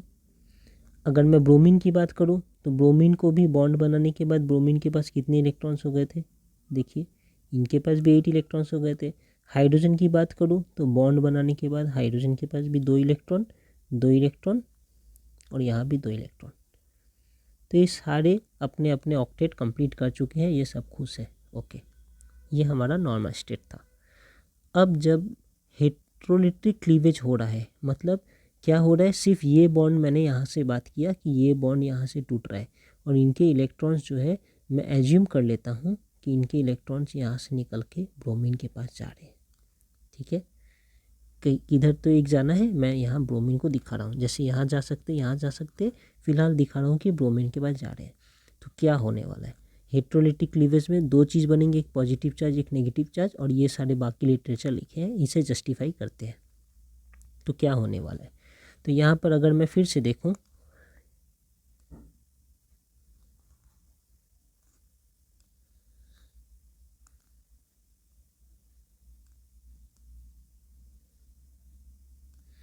तो अगर मैं यहाँ पर फिर से देखूँ तो क्या ऐसा कह सकता हूँ कि ये दोनों इलेक्ट्रॉन्स यहाँ से उठकर इनके पास चले गए, यही तो मैं लिखना चाह रहा हूँ यहाँ पर दिखाकर। तब फिर इस ब्रोमीन का क्या हुआ ये देखते हैं। चलिए, इस ब्रोमीन का क्या हुआ, मैं यह अलग से ड्रॉ करता हूँ। 2 इलेक्ट्रॉन यहाँ थे, 2 इलेक्ट्रॉन यहाँ थे, 2 इलेक्ट्रॉन यहाँ थे, और 1 इलेक्ट्रॉन इनका खुद का था जो इन्होंने ले लिया, और 1 इलेक्ट्रॉन कार्बन का है जो ये बाद लेंगे। ठीक है। कार्बन के साथ क्या हुआ वो देखते हैं। कार्बन के पास ये 1 2 3 इलेक्ट्रॉन थे, तो ये 1 2 3 इलेक्ट्रॉन है। 1 इलेक्ट्रॉन इधर के कार्बन के इस ब्रोमीन ने ले लिया, तो ये ब्रोमीन का 1 इलेक्ट्रॉन जो है वो कार्बन का इलेक्ट्रॉन है। ठीक है, ये हमारा कार्बन है, और कार्बन के साथ हमारा हाइड्रोजन अभी भी कनेक्टेड है। हाइड्रोजन को तो हमने क्लीवेज नहीं किया, यहाँ सिर्फ दिखा रहे कि ब्रोमीन और कार्बन के बीच में ये जो बॉन्ड था, ये बॉन्ड ने सिर्फ टूटा है, बाकी सब एज इट इज़ है। तो ये बाकी सब एज इट इज़ है। तो एक्चुअली जब हमारा हेट्रोलिटिक क्लीवेज हुआ है, ये इलेक्ट्रॉन्स ब्रोमीन के पास चले गए, ये इलेक्ट्रॉन्स ब्रोमीन के पास चले गए, ये इलेक्ट्रॉन्स ब्रोमीन के पास चले गए, यहाँ पर भी ये इलेक्ट्रॉन्स दोनों। तो ये हमें मिला है ये चीज़। अब देखिए हमें क्या मिला, 2 चीज़ मिला है, लिखा है ना, one atom has 6 state electronic structure and positive charge. देखिए अब ये इनका क्या केस है, दो स्पीसीज है, 2 एटम है, ये एक एटम है, ये एक एटम है। इनको कह रहे हैं कि 6 स्टेट इलेक्ट्रॉनिक कॉन्फ़िगरेशन, मतलब इनका 6 होगा इलेक्ट्रॉन्स। देखिए अगर मैं कार्बन की बात करूं, अब कार्बन पर कितने इलेक्ट्रॉन्स हैं, देखिए ऐसे अगर मैं डॉटेड स्ट्रक्चर से बना के दिखाना चाहूँ तो कार्बन के पास कितने इलेक्ट्रॉन्स हैं, अब देखिए अभी कार्बन के पास 6 इलेक्ट्रॉन्स है, 6 इलेक्ट्रॉन्स कार्बन के पास, ठीक है। और ये कार्बन पॉजिटिव चार्ज है। क्यों पॉजिटिव चार्ज है, क्योंकि अब कार्बन का खुद का इलेक्ट्रॉन कितना है, 3, एक इलेक्ट्रॉन ये लेकर चला गया। ऐसे कार्बन में क्या होता है मुझे पता है, इनका एटॉमिक नंबर 6 है। एटॉमिक नंबर 6 मतलब कि एक न्यूक्लियस होगा जिसके अंदर 6 प्रोटॉन्स होंगे, 6 न्यूट्रॉन्स होंगे, और फिर हमें ऐसे बाहर 6 इलेक्ट्रॉन्स मिलते हैं। ये 2 इलेक्ट्रॉन और बाहर 1 2 3 4, तो हमें टोटल 6 इलेक्ट्रॉन्स बाहर है, 6 प्रोटॉन्स अंदर है। ये पूरा न्यूट्रल है एटॉम। लेकिन अब इनमें से मैं कह रहा हूँ कि एक इलेक्ट्रॉन चला गया, एक इलेक्ट्रॉन कोई लेकर चला गया इनका, ठीक है, एक इलेक्ट्रॉन कोई लेकर चला गया। अब इनमें कितने इलेक्ट्रॉन्स हैं टोटल, 1 2 3 4 5 इलेक्ट्रॉन्स हैं, और अंदर प्रोटॉन्स कितने हैं, 6, तो 5 इलेक्ट्रॉन 6 प्रोटॉन, ये पॉजिटिव चार्ज हो जाना चाहिए। एग्जैक्टली यहाँ पर यही हुआ है। 2 इलेक्ट्रॉन जो भीतर वाले सेल में है 1s में, वो हम नहीं दिखाते हैं, तो आउटर मोस्ट सेल में सिर्फ एक इलेक्ट्रॉन यहाँ, एक यहाँ और एक यहाँ, 3 इलेक्ट्रॉन है। वही 3 इलेक्ट्रॉन आपको ये ब्लू कलर में दिख रहे हैं, और बॉन्ड बनाने के बाद इनके पास टोटल 6 इलेक्ट्रॉन्स है। तो अब ये हो गए पॉजिटिव चार्ज, ठीक है। हमारा ये एटम क्या हो गया, पॉजिटिव चार्ज, सॉरी, तो ये हो गए पॉजिटिव चार्ज। तो ये कंप्लीट ये बात कि ये एक 6 स्टेट होना चाहिए प्लस एक पॉजिटिव चार्ज होना चाहिए, हो गया। दूसरी तरफ दूसरा जो एटम होगा that has a valence octet, मतलब कि इनके वैलेंस सेल में ऑक्टेट होगा, मतलब 8 इलेक्ट्रॉन्स होंगे। तो अब देखिए इनमें क्या 8 इलेक्ट्रॉन्स हैं, अगर मैं देखूँ इनको तो इनमें 8 इलेक्ट्रॉन्स है टोटल, 1 2 3 4 5 6 7 8, ठीक है। तो इनमें 8 इलेक्ट्रॉन्स है, इनका ऑक्टेट कंप्लीट हो रहा है। और साथ में क्या बोल रहे हैं, विथ एटलीस्ट 1 लोन पेयर, एक लोन पेयर होना चाहिए, ठीक है, एक लोन पेयर होना चाहिए। तो यहाँ पर तो एक से भी ज़्यादा है, लेकिन एक लोन पेयर होना चाहिए। क्यों, अगर ये रेड वाले सारे नहीं भी होते तो ये जो 2 इलेक्ट्रॉन्स ये लेकर जा रहे हैं अपने साथ, वो 2 इलेक्ट्रॉन्स तो लोन उन्हें मिल ही जाएंगे। तो ये वो 2 लोन पेयर है, मतलब 2 इलेक्ट्रॉन्स है जो लोन पेयर बना रहे हैं, 1 lone pair, at least 1 lone pair होना चाहिए। ब्रोमीन में और भी लोन पेयर से अच्छी बात है, लेकिन अगर ये नहीं होते तो कम से कम ये तो होता ही, क्योंकि ये बॉन्ड के ही 2 इलेक्ट्रॉन्स ये खुद लेकर जा रहे हैं। तो इनमें एटलीस्ट 1 लोन पेयर होगा ही, प्लस नेगेटिव चार्ज होंगे। क्यों नेगेटिव चार्ज होंगे, सेम कंसेप्ट है कि ये ब्रोमीन है हमारा, नॉर्मल ब्रोमीन में आउटर मोस्ट सेल में हमारे पास 7 इलेक्ट्रॉन्स होते हैं, इनमें 8 इलेक्ट्रॉन्स हो गए, एक इलेक्ट्रॉन ज़्यादा है। भीतर में तो प्रोटॉन उतना ही है, लेकिन अब इलेक्ट्रॉन बाहर ज़्यादा हो गए, तो इनमें एक नेगेटिव चार्ज आ गया। तो मैं कह सकता हूँ ये एक नेगेटिव चार्ज है, तो इनमें एक नेगेटिव चार्ज है। तो अल्टीमेटली मुझे इनका हेट्रोलिटिक क्लीवेज करके क्या मिला, मुझे इनके हेट्रोलिटिक क्लीवेज करके ऐसा एक कंपाउंड मिल रहा है। इनका हेट्रोलिटिक क्लीवेज जब मैंने किया तो मुझे मिला एक CH3 प्लस और दूसरी तरफ Br माइनस। इतनी सी बात है बस, इसे ही समझने के लिए हमने इतना कुछ समझा। तो मैं अब फाइनल अगर लिखूं तो ऐसे लिख सकता हूं कि जब भी H3CBr इनका हेट्रोलिटिक क्लीवेज होता है इस टाइप से, तो मैं लिखूंगा कि 2 चीज़ बन रहे हैं, एक C प्लस और दूसरा Br माइनस, और बाकी सारी चीज़ जैसे हमने कहा वैसे ही यहाँ पर हो रहे हैं, ठीक है। अब इसे क्या कहते हैं, इसे हम कहते हैं कार्बोकैटायन। कार्बोकैटायन मतलब ये है क्या, ये प्लस पॉजिटिव चार्ज है, मतलब तो ये कैटायन है एक, लेकिन ये कार्बन इन्वॉल्व है ना इसमें, इसलिए ये है कार्बोकैटायन। अब इसके बारे में थोड़ा डिटेल में और समझते हैं।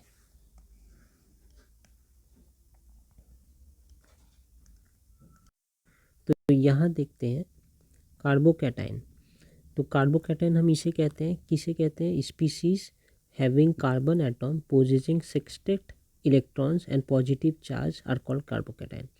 तो जो भी स्पीसीज होंगे जिन पे कार्बन के ऊपर पॉजिटिव चार्ज होगा एज वेल एज कार्बन पे 6 इलेक्ट्रॉन्स होंगे, मतलब 6 इलेक्ट्रॉन्स होंगे। तो ये एक स्पीसीज है जहाँ पर ये पर्टिकुलर कार्बन के ऊपर हमें पता है पॉजिटिव चार्ज है, एज वेल एज इस कार्बन के पास कितने इलेक्ट्रॉन्स है? 6 इलेक्ट्रॉन्स है, हमने अभी डिस्कस किया। फिर देख लेते हैं ये है ये चीज़ को ही हमने यहाँ लिखा है। इसमें 1 2 3 4 5 6 इलेक्ट्रॉन्स है इस कार्बन के पास प्लस पॉजिटिव चार्ज है, देयरफॉर ये कार्बोकैटायन है। अब कार्बोकैटायन बहुत तरीके के होते हैं, ये जो कार्बोकैटायन है इसे हम कहते हैं मिथाइल कैटायन, क्योंकि हमें पता है ये मीथेन से निकला है। मीथेन का एक हाइड्रोजन हटा देंगे तो मिथाइल बनता है, और ये मिथाइल का कैटायन है तो इसलिए मिथाइल कैटायन। ये 4 टाइप्स ऑफ कैटायन्स होते हैं कार्बोकैटायन, 4 टाइप। एक मिथाइल कैटायन है जो ये दिख रहा है, साथ में उनके बाद प्राइमरी कार्बोकैटायन होते हैं, फिर सेकेंडरी कार्बोकैटायन होते हैं, और फिर टर्शियरी कार्बोकैटायन होते हैं। तो प्राइमरी कार्बोकैटायन ऐसे कैटायन है जिसमें हमारा जो ये सी है, जो कैटायन है जो पॉजिटिव चार्ज है, उस सी के साथ अगर सिर्फ एक कार्बन एटम और अटैच्ड होंगे तो उसे हम प्राइमरी कैटायन कहेंगे। अगर इस सी के साथ 2 अटैच्ड होंगे तो उसे सेकेंडरी, और 3 होंगे तो टर्शरी। 4 तो हो नहीं सकते क्योंकि ये इस कार्बन के पास तो 3 ही इलेक्ट्रॉन थे बॉन्ड बनाने के लिए। ये देखिए ब्लू वाले इलेक्ट्रॉन्स 3 ही है, एक इलेक्ट्रॉन तो इनका ब्रोमीन ले गया, तो 3 इलेक्ट्रॉन के साथ तो ये 3 ही बॉन्ड बना सकते हैं, तो टोटल ये 3 बॉन्ड बना सकते हैं। अगर सारे बॉन्ड हाइड्रोजन के साथ बनाए हैं तो ये मिथाइल कैटायन है। अगर 2 बॉन्ड हाइड्रोजन के संग और 1 बॉन्ड कार्बन के संग बनाए हैं तो इस कार्बन का एक और कार्बन के संग 1 बॉन्ड है तो प्राइमरी। अगर 2 कार्बन है तो सेकेंडरी, और अगर ये तीनों ही कार्बन है तो टर्शियरी कार्बोकैटायन। यहाँ पे एग्जांपल देखकर समझते हैं। जैसे ये है, यहाँ पर ये इससे पहले समझते हैं। जैसे कि ये इस कार्बन कैटायन के पास सिर्फ 3 हाइड्रोजन है और कुछ भी नहीं है, तो ये मिथाइल कैटायन है। ये कार्बोकैटायन के पास देखिए ये कार्बन कैटायन है, इस कैटायन के पास एक कार्बन और है, मतलब अटैच्ड है, डायरेक्टली अटैच्ड है इस कार्बन के साथ, तो ये प्राइमरी कैटायन हो गया, प्राइमरी कार्बोकैटायन। इस कार्बोकैटायन के साथ देखिए 2 कार्बन के एटम्स अटैच्ड है तो ये सेकेंडरी। इसके साथ 3 अटैच्ड है, देखिए यहाँ भी एक कार्बन, यहाँ एक कार्बन, यहाँ एक कार्बन, तो ये हो गए टर्शियरी कार्बोकैटायन। ठीक है, इनका क्योंकि ये मिथाइल से आया है इनको मिथाइल कैटायन कहते हैं। ये देखिए इथाइल से आया, CH3 होता तो ये इथेन होता, CH3 CH2 है तो ये इथाइल है, और इथाइल पे एक प्लस चार्ज है तो ये इथाइल कैटायन। इस यहाँ पर इसे कैटायन क्यों कहते हैं? प्लस चार्ज है। कार्बोकैटायन क्यों? क्योंकि कार्बन है साथ में, प्लस इस कार्बन के पास 6 इलेक्ट्रॉन्स ही है, इसलिए ये 6 इलेक्ट्रॉन से इन्होंने क्या किया? 3 बॉन्ड बनाया। जैसे ये सेम है, तो इस कार्बन के पास 6 इलेक्ट्रॉन्स है, यहाँ पर 1 इलेक्ट्रॉन था, यहाँ पर 1 इलेक्ट्रॉन था, यहाँ पर 1 इलेक्ट्रॉन था, हाइड्रोजन ने 1 इलेक्ट्रॉन लेकर आए, ये कार्बन 1 और इलेक्ट्रॉन अपना लेकर आया, और ये हाइड्रोजन 1 इलेक्ट्रॉन लेकर आया। अब इस कार्बन, ये प्लस चार्ज वाले कार्बन के पास टोटल बॉन्ड के इलेक्ट्रॉन्स मिलाकर 6 इलेक्ट्रॉन है, तो 6 स्टेट है प्लस पॉजिटिव चार्ज है, तो ये कार्बोकैटायन है। प्राइमरी इसलिए क्योंकि ये प्लस चार्ज वाला सिर्फ एक कार्बन से अटैच्ड है, अगर एक भी कार्बन से अटैच नहीं है तो मिथाइल कैटायन, अगर एक कार्बन से अटैच है तो प्राइमरी, अगर ये 2 कार्बन से अटैच है तो सेकेंडरी, और ये अगर 3 कार्बन से अटैच है तो टर्शियरी। इसे हमने यहाँ पर लिखा है, सेम ये वाले को ही यहाँ पर ऐसे अलग तरीके से लिखा है। देखिए ये CH3 है और ये CH3 है, सिर्फ बॉन्ड ऐसे हमने दिखाया है। कोई स्पेसिफिक रीज़न है जिनके कारण मैंने इस तरीके से बॉन्ड लिख कर दिखाया, इसे हम बाद में समझेंगे। पहले ये देखते हैं कि ये प्राइमरी कैटायन हमें समझ आ रहा है, C+ के साथ 1 कार्बन अटैच्ड है, ये सेकेंडरी है क्योंकि C+ के साथ 2 कार्बन अटैच्ड है, और ये टर्शरी क्योंकि C+ के साथ 3 कार्बन अटैच्ड है। ये मिथाइल का आयन है इसलिए इथाइल का आयन है इसलिए इथाइल कैटायन। ये आइसोप्रोपाइल कैटायन, और ये टर्ट ब्यूटाइल कैटायन, मतलब टर्शरी ब्यूटाइल का कैटायन है। ये समझ आ रहा है, इसे ही हमने इस तरीके से ड्रॉ किया है, ये और ये सेम है। अब हम आगे समझते हैं कि ये सारे कैटायंस जो होते हैं बहुत रिएक्टिव होते हैं, तो हम ये पॉइंट लिख लेते हैं कि they are highly reactive, highly unstable and reactive. ये हुआ। लेकिन जैसे जैसे ये एल्काइल ग्रुप है ना, ये एक एल्काइल ग्रुप है, यहाँ पे 2 एल्काइल ग्रुप है, यहाँ पे 3 एल्काइल ग्रुप है। तो जैसे जैसे alkyl group positively charge carbon atom के साथ अटैच होते जाते हैं, इनका स्टेबिलिटी बढ़ता जाता है due to inductive effect and hyperconjugation effect. ये दोनों इफेक्ट हम थोड़ी देर बाद पढ़ेंगे। लेकिन इन दोनों इफेक्ट के कारण जैसे जैसे एल्काइल ग्रुप का अटैचमेंट बढ़ रहा है, मतलब यहाँ पर 3 एल्काइल ग्रुप अटैच हो गए, यहाँ पे 2 अटैच थे, यहाँ पे 1, जैसे जैसे अटैचमेंट बढ़ता है एल्काइल ग्रुप का इस प्लस के साथ, इनका स्टेबिलिटी भी बढ़ता है। तो हम ऐसा लिख सकते हैं कि जैसे जैसे एल्काइल ग्रुप अटैच हो रहा है, alkyl group attach to the positive charge carbon atom stabilizes the carbocation due to inductive effect and hyperconjugation effect. ये दोनों इफेक्ट हम बाद में पढ़ेंगे।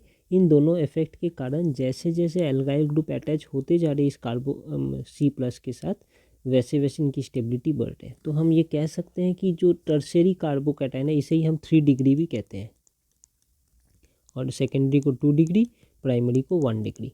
तो हमारा टर्सरी 3 डिग्री में सबसे ज़्यादा एल्काइल ग्रुप अटैच्ड है, मैक्सिमम 3 अटैच हो सकते थे और 3 ही अटैच्ड है, तो इनका स्टेबिलिटी सबसे ज़्यादा है। उनके बाद फिर 2 का है, फिर 1 डिग्री का, और लास्ट में मिथाइल कैटायन का स्टेबिलिटी सबसे कम है। ये बात हमने समझा। अब हम बात करते हैं यहाँ पर इनकी शेप की और हाइब्रिडाइजेशन की। तो यहाँ से हमें समझ आएगा कि हमने इसे ऐसे क्यों ड्रॉ किया। हाइब्रिडाइजेशन। तो अब आप बताइए कि ये जो कार्बोकैटायन C+ है, इनका हाइब्रिडाइजेशन क्या होगा। हमने पढ़ा ना कि हर एक कार्बन का अपना अपना हाइब्रिडाइजेशन होता है। तो ये कार्बन का कितना क्या हाइब्रिडाइजेशन है, ये एक कार्बन कितने एलिमेंट के संग बॉन्ड बना रहे हैं या कितने एटम के संग बॉन्ड बना रहे हैं। तो इनका आंसर है ये 1 2 3, 3 एटम के संग ये बॉन्ड बना रहे हैं। ये वाले का अगर मैं देखूँ तो ये कार्बोकैटायन कितने एटम के संग बॉन्ड बना रहे हैं, यहाँ एक कार्बन के संग, यहाँ एक हाइड्रोजन, यहाँ एक हाइड्रोजन, ये भी 3 बना रहे हैं, ये भी 3 बना रहे, 1 हाइड्रोजन 2 कार्बन, और ये भी 3 बना रहे, तीनों कार्बन।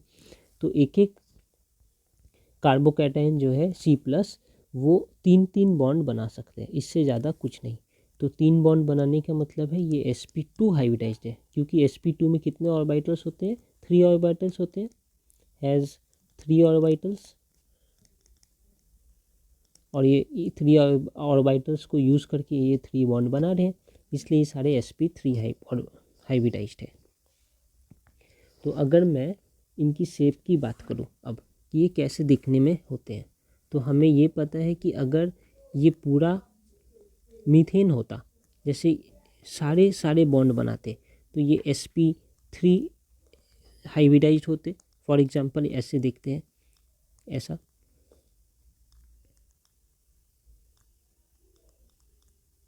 हमने ये पढ़ा था sp3 हाइब्रिडाइज्ड है, और ये शेप कौन सा है, टेट्राहेड्रॉन, ये शेप है, और ये sp3 हाइब्रिडाइज्ड कार्बन है, ये हमने पढ़ा था। ओके, ये ट्राईपॉड के 3 लेग्स है, ये 1 2 3, ये ट्राईपॉड के 3 लेग है, और ये हेड है इनका, ऐसा हमने पढ़ा था।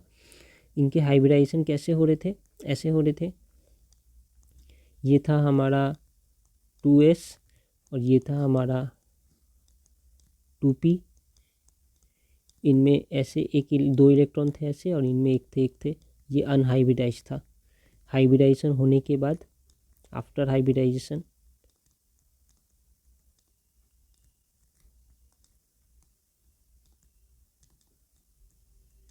क्योंकि इनको 4 बॉन्ड बनाना है, ये 1 ऑर्बिटल और ये 3 ऑर्बिटल सारे मिलकर एक साथ एक जैसे ऑर्बिटल और एक जैसा शेप हो जाता था इनका, ये सारे हो जाते थे sp3 ऑर्बिटल हाइब्रिडाइज्ड, और सारे में एक एक इलेक्ट्रॉन्स होते थे। वही एक एक इलेक्ट्रॉन यहाँ पर कार्बन का, यहाँ पे और यहाँ पर एक, और यहाँ पर एक कार्बन के इलेक्ट्रॉन्स थे। फिर ये हाइड्रोजन अपने अपने एक एक इलेक्ट्रॉन लेकर आए, यहाँ पर हाइड्रोजन ने अपना एक इलेक्ट्रॉन डाल दिया, यहाँ डाल दिया, यहाँ डाल दिया, और यहाँ डाल दिया, ये सारे बैलेंस हो गए। अब कार्बन के पास यहाँ पर भी 8 इलेक्ट्रॉन्स दिख रहे थे, यहाँ भी कार्बन के पास 8 इलेक्ट्रॉन्स दिख रहे हैं। हर एक हाइड्रोजन के पास भी 2 2 इलेक्ट्रॉन्स है, वो भी कंप्लीट, कार्बन भी कंप्लीट। ये हमारा हो रहा था in case of methane, CH4 methane, ठीक है, इन केस ऑफ मीथेन। अभी क्या हुआ, हमने एक कार्बन के एटम को कौन लेकर चला गया, देखिए ब्रोमीन ने यहाँ पर एक कार्बन के एटम को ब्रोमीन ने लेकर चले गए यहाँ से, इसलिए कार्बन प्लस है।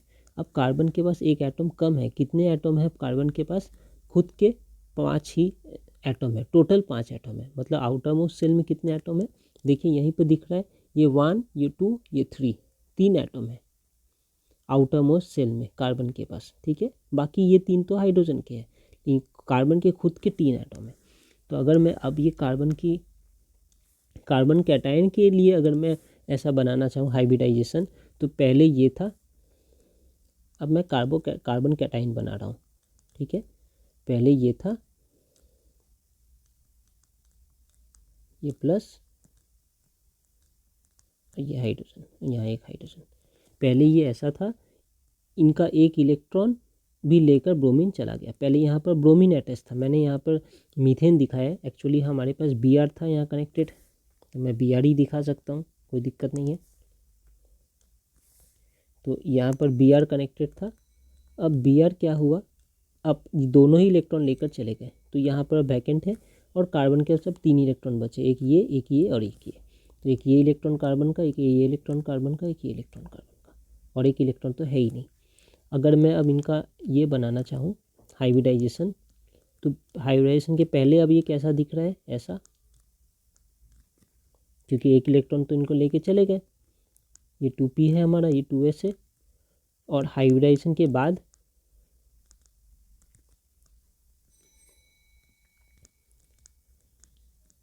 देखिए, इनके हाइब्रिडाइजेशन के बाद अब ये सिर्फ sp2 हाइब्रिडाइज्ड होंगे, sp2 हाइब्रिडाइज्ड होंगे। क्यों सिर्फ ये एक और यहाँ से 2 ऑर्बिटल हाइब्रिडाइज्ड होंगे। तो ये एक और यहाँ के 2, क्योंकि 3 ही इलेक्ट्रॉन है, 3 को ही जगह चाहिए, एक ऐसे p अलग से रह जाएगा, ये p जो है ये अलग से ऐसे रह गए, ठीक है। और बाकी ये वाला, ये वाला, ये वाला और ये वाला, ये तीनों मिलकर यहाँ पर क्या बनाएंगे, sp2 sp2 sp2, मतलब कि एक s और 2 p, इसलिए sp2। तो ये एक s और यहाँ से 2 p मिलके sp2 बना रहे हैं। इलेक्ट्रॉन्स कैसे डिस्ट्रीब्यूट होंगे, यहाँ पर एक था, यहाँ पर 2 और यहाँ पर 3 इलेक्ट्रॉन्स थे, 3 इलेक्ट्रॉन्स ऐसे एक एक करके आ गए, ठीक है। ये हमारा एक वैकेंट p ऑर्बिटल रह गया, एक p ऑर्बिटल ये वाला वैकेंट रह गया। अब हाइड्रोजन जो बॉन्ड बना रहे हैं, यहाँ पर एक हाइड्रोजन आ गया, यहाँ पर एक हाइड्रोजन, यहाँ पर एक हाइड्रोजन। तो यहाँ पर जितने भी बॉन्ड दिख रहे हैं हमें, ये कौन सा है, हाइड्रोजन अपने तरफ से s ऑर्बिटल लेकर आया है और ये c अपने तरफ से sp2 ऑर्बिटल है। इन दोनों का ओवरलैप से ये बॉन्ड बना है, एक सिग्मा बॉन्ड। यहाँ पर भी ये कार्बन अपने तरफ से क्या लेकर आ रहा है, sp2 ऑर्बिटल, और ये हाइड्रोजन अपने तरफ से s ऑर्बिटल, दोनों के ओवरलैप से एक सिग्मा बॉन्ड है। यहाँ पे भी सेम, कार्बन अपने तरफ से sp2 और हाइड्रोजन अपने तरफ से s, दोनों के ओवरलैप से एक सिग्मा बॉन्ड बना है। और हमारे पास एक p ऑर्बिटल है जो वैकेंट है। अब इनका शेप क्या होगा, हमें पता है कि जो भी इनका sp2 हाइब्रिडाइज्ड कार्बन जो होते हैं उनका शेप क्या होता है, उनका शेप होता है ट्राइगोनल प्लेनर। तो इसलिए यहाँ पर भी हमारे कार्बोकैटायन का शेप ट्राइगोनल प्लेनर होगा। और ये क्या है, ये मिथाइल कैटायन है, मिथाइल कैटायन, मैंने सिर्फ मिथाइल कैटायन दिखाया, इसलिए मैंने यहाँ पर ट्राइगोनल प्लेनर कैसा दिखता है, अगर मैं यहाँ पर बनाने की कोशिश करूँ तो ये है ऐसा एक शेप, ये ऐसा और ये कैसा 3। तो ऐसे ये एक प्लेन के ऊपर ये एक लेग है, यहाँ पर एक, यहाँ पे एक, ये प्लेन ऑफ द पेपर के भीतर जा रहा है, ये प्लेन ऑफ द पेपर से बाहर आ रहा है, और ये प्लेन ऑफ द पेपर पे। इसीलिए मैंने यहाँ पे इस टाइप से चारों को बनाया है। अब देखिए, अगर यहाँ पर एक हाइड्रोजन, 2 हाइड्रोजन है, दूसरे को हाइड्रोजन हटाकर मैं कार्बन लिख दूँ तो ये हमारा प्राइमरी कैटायन हो गया। अगर 2 को हाइड्रोजन हटा के कार्बन कार्बन लिख दूँ तो ये सेकेंडरी कार्बन, तीनों को हटा दूंगा तो टर्सरी। वही है, ये एक प्लेनर है, ट्राइगोनल प्लेनर, 3 लेग है इनके, और ये एक ही प्लेन पे 180 डिग्री अपार्ट ऐसे बैठे हैं यहाँ पर, इसलिए ऐसे ऐसे शेप ले रहे हैं। तो ये सारे इनका शेप ट्राइगोनल प्लेनर है, हाइब्रिडाइजेशन sp2 हाइब्रिडाइज्ड है। लेकिन साथ में ये याद रखना है कि इनके पास एक एम्प्टी p ऑर्बिटल है, एक p ऑर्बिटल है जो खाली है। तो ये कैसा दिखेगा, एक पिक्चर से देखते हैं। ये ऐसे दिखेंगे, इनके पास एक एम्प्टी p ऑर्बिटल है। तो अगर मैं इसे फिर से बनाने की कोशिश करूँ तो यहाँ पर एक लूप लूप लूप रहेगा ऊपर में, ये p ऑर्बिटल का, और एक नीचे में ऐसे p ऑर्बिटल के लिए। तो ये एम्प्टी p ऑर्बिटल है और प्लस चार्ज तो दिखेगा ही इस पर। ओके, तो देखिए ये दो पिक्चर से हम समझ सकते हैं, ऐसे इन्होंने एक प्लेन पे 3 हाइड्रोजन है और इस प्लेन के ऊपर एक एम्प्टी लूप है p ऑर्बिटल का, ये वाले एम्प्टी p ऑर्बिटल का। ये ऐसे भी देख सकते हैं, ये हमारा हाइड्रोजन है, ये हमारा sp2 हाइब्रिडाइज्ड ऑर्बिटल है, ये एक sp2 हाइब्रिडाइज्ड है, ये एक sp2 और ये एक sp2, 3 sp2 हाइब्रिडाइज्ड है। तीनों हाइड्रोजन के s ऑर्बिटल के संग बॉन्ड बना रहे हैं। तो ये बॉन्ड जो है sp2 का बॉन्ड है, जो सिग्मा बॉन्ड है, ये भी sp2 का बॉन्ड, ये भी sp2 का बॉन्ड, जो हमने यहाँ पर देखा था। और ये हमारा एम्प्टी p ऑर्बिटल है, एक p ऑर्बिटल जो एम्प्टी है। ओके, तो ये इनका शेप क्या होगा फिर अगर हम सोचें तो शेप ऑफ एनी कार्बोकैटायन, कोई भी कार्बोकैटायन उनका शेप क्या होगा, उनका शेप होगा ट्रायगोनल प्लेनर, ये इस टाइप के हमेशा। ओके, तो यहाँ तक जब हमने समझ लिया तो अब हम देखेंगे कार्बो एनायन। तो कहने का ये मतलब है कि ऐसे ज़रूरी तो नहीं कि इलेक्ट्रॉन ट्रांसफ़र जब होंगे तो सिर्फ कार्बन से दूर जाएंगे, कार्बन के पास भी तो आ सकते हैं ना। Carbon ion,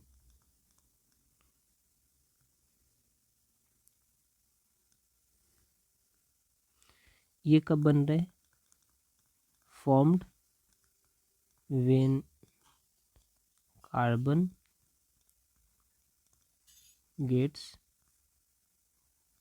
shared pair of electron in heterolytic cleavage। तो जब भी हेट्रोलिटिक क्लीवेज हो रहा है, यहाँ पर आप देखते हैं ऐसे, ये हमारा CH3, ये एज्यूम करते हैं कि जेड के संग एक बॉन्ड बना रहा है, जेड हमारा कोई भी एक एलिमेंट है। और इस वक्त जब हेट्रोलिटिक क्लीवेज हुआ तो ये दोनों इलेक्ट्रॉन कार्बन के पास आ रहे हैं ऐसे, तब हमें क्या मिलेगा, हमें एक कार्बन एनायन मिलेगा, कार्बन आयन। तो ये नेगेटिव चार्ज हो जाएंगे H3, और यहाँ पर 2 इलेक्ट्रॉन्स दिखाते हैं ऐसे करके, क्योंकि ये 2 इलेक्ट्रॉन्स जो इनके थे, यहाँ पर 2 इलेक्ट्रॉन्स थे ना, ये दोनों अब इनके पास आ गए, इसलिए यहाँ पर ऐसे 2 इलेक्ट्रॉन्स दिखा रहे हैं। प्लस और भी एक कारण है क्यों दिखा रहे हैं अभी समझेंगे, प्लस इनका एक इलेक्ट्रॉन चला गया तो ये पॉजिटिव चार्ज हो जाएंगे। ठीक है, अब अगर मैं थोड़े डिटेल में जाऊँ तो जो हेट्रोलिटिक क्लीवेज में कहा गया था कि 2 चीज़ बनते हैं, हाँ, हेट्रोलिटिक क्लीवेज में 2 चीज़ बनते हैं।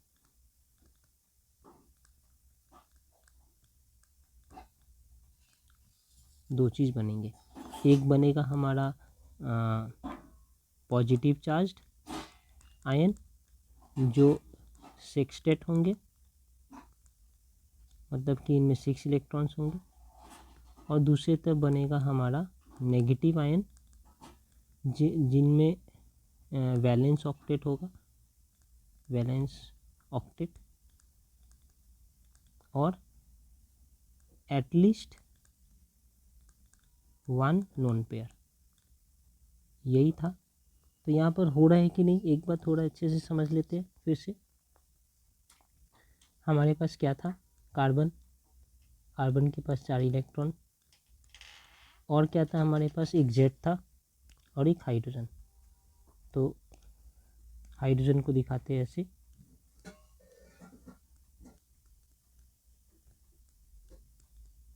और एक जेड था, जेड अपने इलेक्ट्रॉन के साथ है,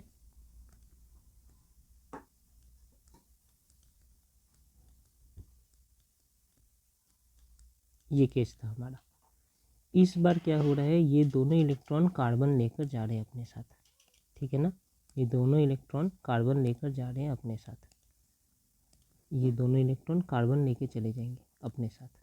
तो फिर जेड के पास क्या बचेगा, कार्बन के पास क्या बचेगा, ये सब देखते हैं। तो हमारा जेड हो जाएगा ऐसा कुछ, यहाँ पर लिखते हैं जेड हो जाएगा 1 2 3 4 5 6 और एक 7 ऐसा, और ये प्लस चार्ज, ठीक है। सॉरी, सिर्फ 7 6 इतने ही रहेंगे जेड के पास। ये सी का क्या होगा, सी का देखते हैं। सी के पास होगा हमारा एक सी है, इनके पास तो इनका 4 इलेक्ट्रॉन्स है ही, एक इलेक्ट्रॉन ये जेड का भी लेकर अपने पास रख लिए हैं, तो इनके पास और एक इलेक्ट्रॉन जेड का, ठीक है। बाकी सारे इलेक्ट्रॉन्स इनके पास हाइड्रोजन के हैं। तो हाइड्रोजन के संग जैसे बॉन्ड था, यहाँ पे hydrogen bond hydrogen bond hydrogen bond.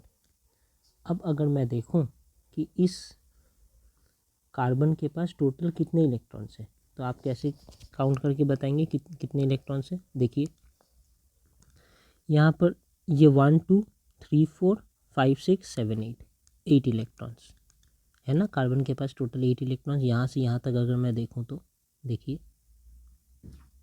तो ये कंप्लीट हो रहा है कि इनका ऑक्टेट है, वैलेंस शेल में ऑक्टेट है, ठीक है। एटलीस्ट 1 लोन पेयर होना चाहिए। तो आप देखिए ये तो एक पेयर ऑफ इलेक्ट्रॉन्स है जो लोन है, किसी के साथ अभी भी कॉम्बाइन नहीं हुआ है, तो इनमें 1 लोन पेयर भी है एटलीस्ट, ठीक है। और नेगेटिव चार्ज होना चाहिए। तो ये पूरा कार्बन का जो एनायन है ये नेगेटिव चार्ज ही है। क्यों नेगेटिव चार्ज है, क्योंकि हम जानते हैं कि कार्बन के वैलेंस शेल में 4 इलेक्ट्रॉन होने चाहिए, लेकिन अभी यहाँ पर देख रहे हैं तो इनके वैलेंस शेल में 5 इलेक्ट्रॉन है। क्यों, क्योंकि 1 2 3 3 तो यहाँ पर ब्लू है, एक ये वाला ब्लू, 4 मतलब इनके तो 4 इलेक्ट्रॉन्स तो इनके थे ही थे, एक इलेक्ट्रॉन इन्होंने जेड का भी ले लिया अपने पास। तो इनके पास अभी रेड वाले को मिलाकर और 4 ब्लू मिलाकर टोटल 5 इलेक्ट्रॉन्स हैं इनके वैलेंस शेल में, है ना। यहाँ पर खुद के लिए इनके लिए 5 इलेक्ट्रॉन्स हैं, तो ये नेगेटिव चार्ज हो गए, इसलिए नेगेटिव चार्ज है। तो मैं इसे ऐसे लिख सकता हूँ कि ये नेगेटिव चार्ज है, तो ये नेगेटिव चार्ज है, ठीक है। साथ में अब इनके बारे में देखूँ तो क्या लिखा है, ये पॉजिटिव चार्ज होना चाहिए और 6 इलेक्ट्रॉन्स होने चाहिए। है इनमें 1 2 3 4 5 6, तो 6 इलेक्ट्रॉन्स इनमें है और ये पॉजिटिव चार्ज भी है। तो हेट्रोलिटिक क्लीवेज में ये 2 काम होते ही है, एक पॉजिटिव बनता है जिनके 6 इलेक्ट्रॉन्स होते हैं और एक नेगेटिव आयन बनता है जिनमें ऑक्टेट कंप्लीट होता है, प्लस एक lone pair, at least 1 lone pair होने चाहिए।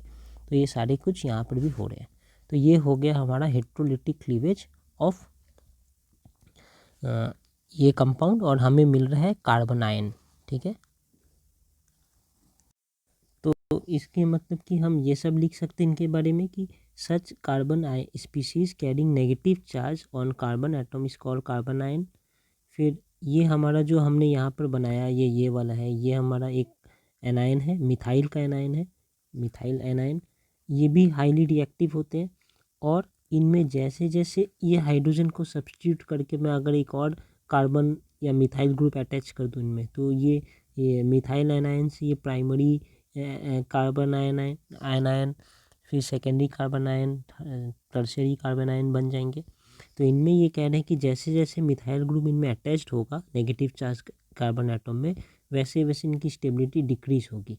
पहले वाले में क्या था कि जैसे जैसे मिथाइल अटैच होता था स्टेबिलिटी इन्हेंस होती थी, यहाँ पर ठीक उल्टा है, इनका स्टेबिलिटी डिक्रीज होंगे।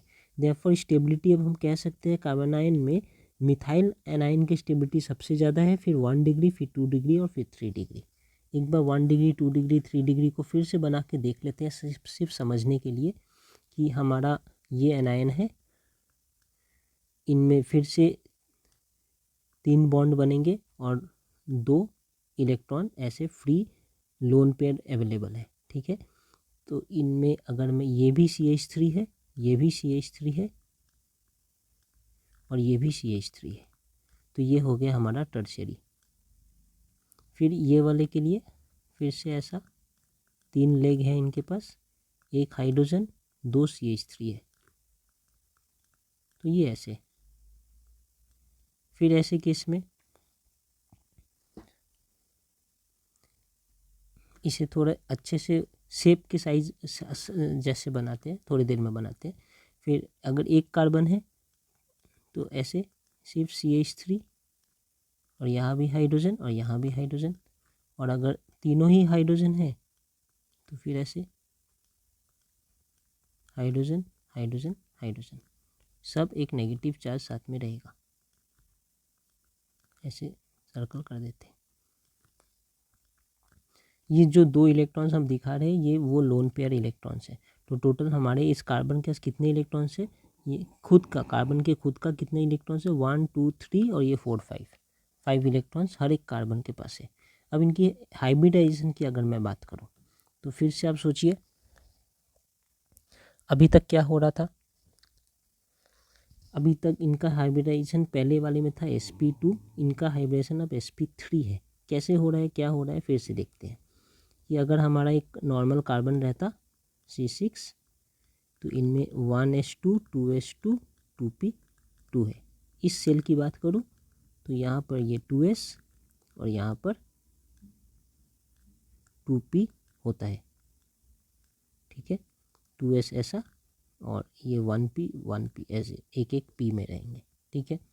ये तो अब हमारा कार्बन नहीं है, ये हमारा एनायन है, मतलब 2 इनमें इलेक्ट्रॉन्स है लोन पेयर के जैसे। तो इनमें हाइब्रिडाइजेशन कैसे होगा, इनकी हाइब्रिडाइजेशन होगी आफ्टर हाइब्रिडाइजेशन, ये सारे एक साथ हाइब्रिडाइज होंगे। तो आफ्टर हाइब्रिडाइजेशन इनमें बनेगा ऐसे।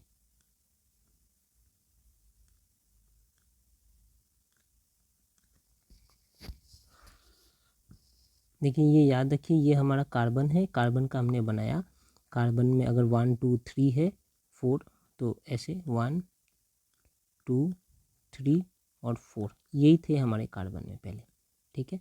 ये हमारा कार्बन था आफ्टर हाइब्रिडाइजेशन, इनके पास 3 बॉन्ड थे ऐसे ऐसे करके। आफ्टर हाइब्रिडाइजेशन ये सारे क्या है, sp3 है, ये भी sp3 sp3 और sp3, मतलब कि तीन p और एक s को मिलाकर sp3 बना है।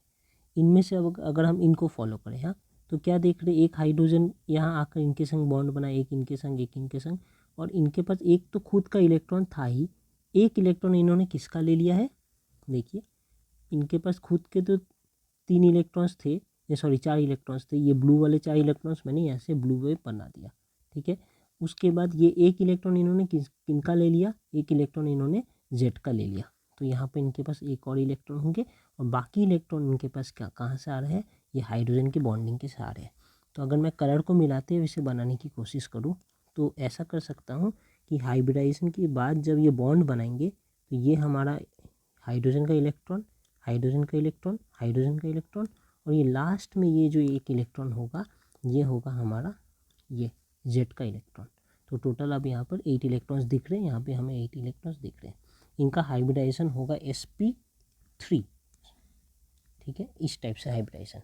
शेप कैसा बनेगा sp3 का शेप, अगर मैं देखूँ तो sp3 के शेप में कैसा आता है, हमें पता है sp3 हाइब्रिडाइज जब होते हैं कार्बन तो कैसा शेप बनाते हैं, ऐसा बनाते हैं टेट्राहेड्रल,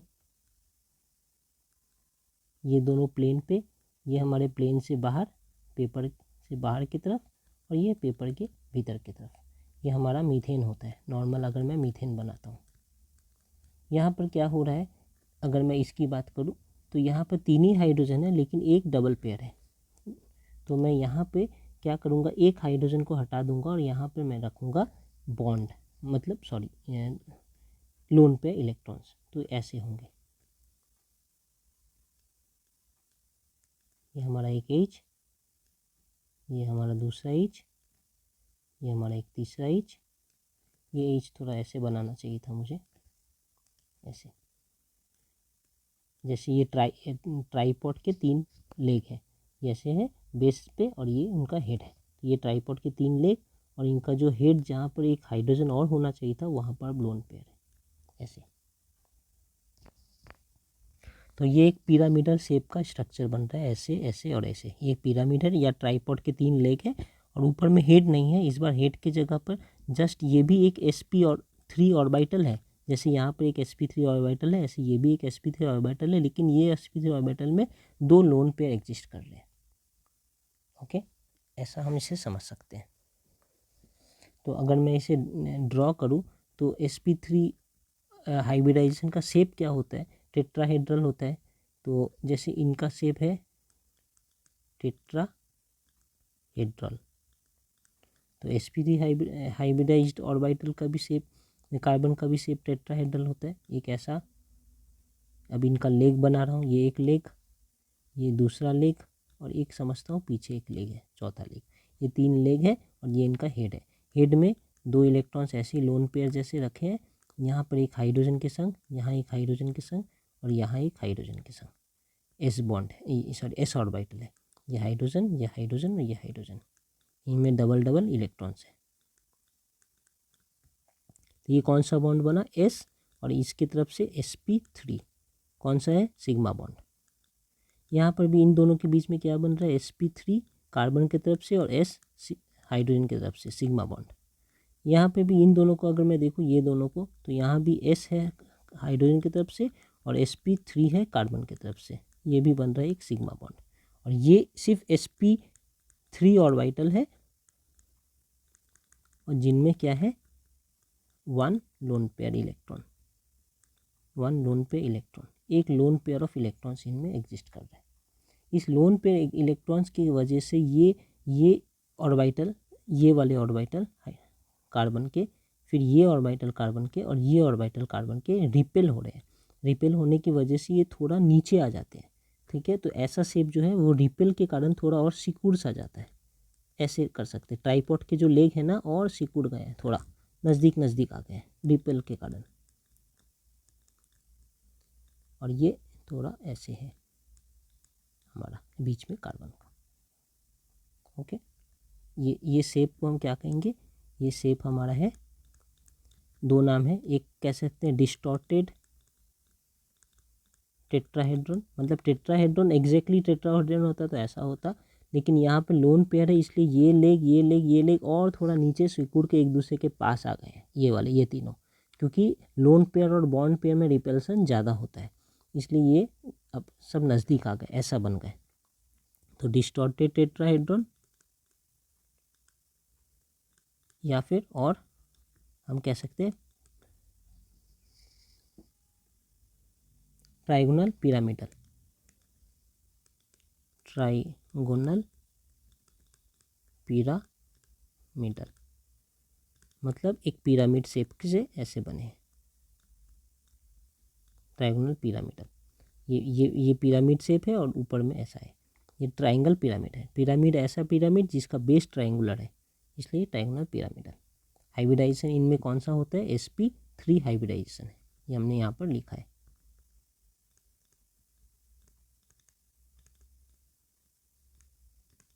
sp3, ये ध्यान रखने वाली बात है। sp3 है विथ लोन पेयर, ये याद रखना है, sp3 है और इनमें 1 लोन पेयर है। और पिछले वाले में क्या था, एक वैकेंट p ऑर्बिटल था हमारे पास, देखिए ये हमारे पास एक एम्प्टी p ऑर्बिटल था। इस बार हमारे पास कोई p ऑर्बिटल नहीं है, बल्कि हमारे पास sp3 ऑर्बिटल है, लेकिन उस sp3 ऑर्बिटल में एक लोन पेयर इलेक्ट्रॉन एग्जिस्ट करता है। तो ये हमने पढ़ लिया कार्बन एनायन। अब लास्ट हम देख लेंगे होमोलिटिक बॉन्ड क्लीवेज।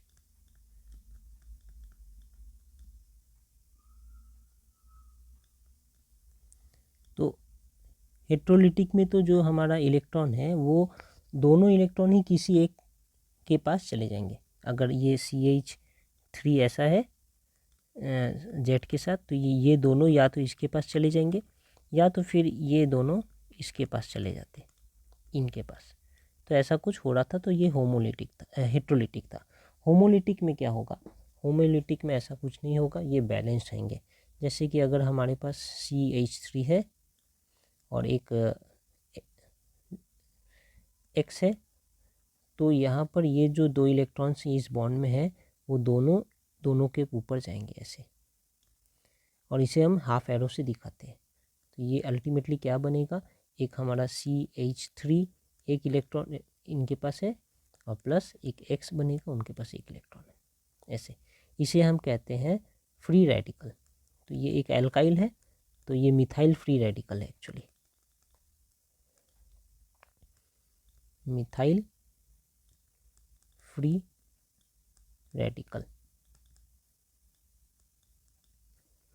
इनकी चार्ज की बात करें तो इनमें कोई चार्ज नहीं है। क्यों कोई चार्ज नहीं है? क्योंकि ना तो इनमें एक इलेक्ट्रॉन एक्स्ट्रा आया है, ना तो इनका इलेक्ट्रॉन गया है बाहर, सिर्फ इनका बॉन्ड जो है वो अलग हो गया। समझने के लिए अगर देखें तो ऐसे देख सकते हैं, ऐसे देख सकते हैं कि हमारे बॉन्ड क्लीवेज के पहले ये था हमारा कंपाउंड, एक कार्बन है 3-4 इलेक्ट्रॉन के साथ, 3 हाइड्रोजन के संग बॉन्डेड है और एक एक्स के संग बॉन्ड है।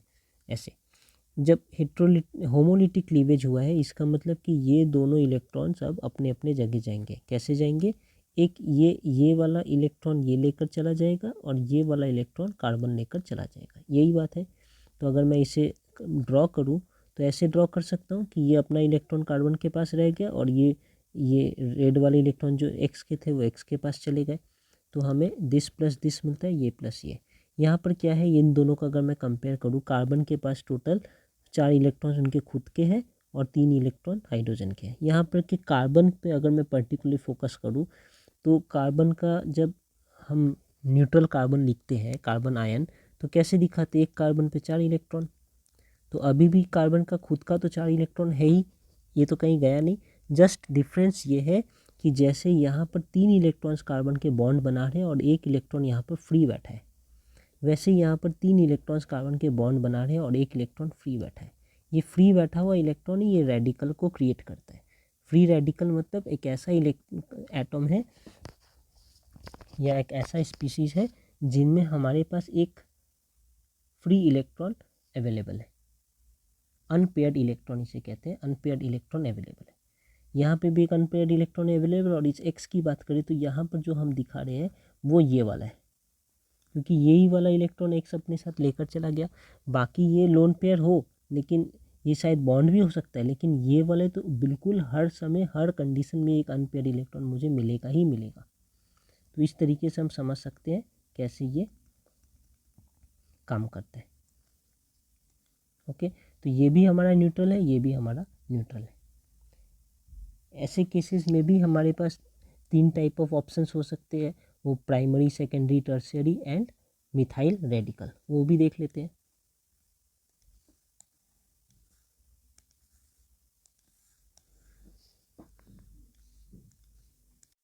तो इनके बारे में ये सब बातें लिख सकते हैं कि one of the electrons of the shared pair in the covalent bond goes with each of the bonded atoms. एक एक के पास each of the bonded atom, यहाँ बॉन्डेड एटम कौन है? एक कार्बन है और एक एक्स है, तो दोनों के पास एक एक इलेक्ट्रॉन चले जाते हैं। This results in formation of neutral species. ये भी एक न्यूट्रल स्पीसीज है, ये भी एक न्यूट्रल है, इनमें कोई भी पॉजिटिव या नेगेटिव चार्ज नहीं है। Which contains an unpaired electron, ये जो है हमारे पास है ना, ये रेडिकल जो बना रहे यही अनपेयर्ड इलेक्ट्रॉन हम यहाँ दिखा रहे हैं। एक इलेक्ट्रॉन है जो जिसने पेयर नहीं बनाया, जैसे यहाँ पर देखिए इनके पास ये 2 इलेक्ट्रॉन पेयर है, ये पेयर्ड है, ये पेयर्ड है, ये अनपेयर्ड है। ऐसे ये भी एक अनपेयर्ड इलेक्ट्रॉन है, तो इसे ही हम फ्री रेडिकल कहते हैं। ये भी बहुत रिएक्टिव और अनस्टेबल होता है, और एल्काइल ग्रुप के कनेक्शन होने से ये इस रेडिकल पे, ये रेडिकल वाले कार्बन पे जितने ज़्यादा एल्काइल ग्रुप्स कनेक्ट होंगे उतना ज़्यादा इनका स्टेबिलिटी बढ़ेगा। कहने का ये मतलब है कि अगर मैं कार्बोकैटायन की कार्बन रेडिकल की स्टेबिलिटी देखूँ तो 3 डिग्री कार्बन रेडिकल ज़्यादा स्टेबल हो गए compare to 1, compare to 2, compare to 1 and compare to methyl radical. 3 degree किसे कहते हैं? जस्ट ये हमारा कार्बन रेडिकल है, ये कार्बन रेडिकल खुद अगर 3 कार्बन से अटैच्ड है तो ये 3 डिग्री, अगर 2 कार्बन से अटैच्ड है तो 2 डिग्री, अगर 1 कार्बन से अटैच्ड है तो 1 डिग्री, और एक भी कार्बन नहीं है तो इसे मिथाइल रेडिकल कहते हैं। स्टेबिलिटी इसकी सबसे ज़्यादा होगी, इनके कम और इनकी सबसे कम। ये बात हमने समझा। अब इनकी हम हाइब्रिडाइजेशन और शेप की बात एक बार कर लेते हैं। तो इनका हाइब्रिडाइजेशन है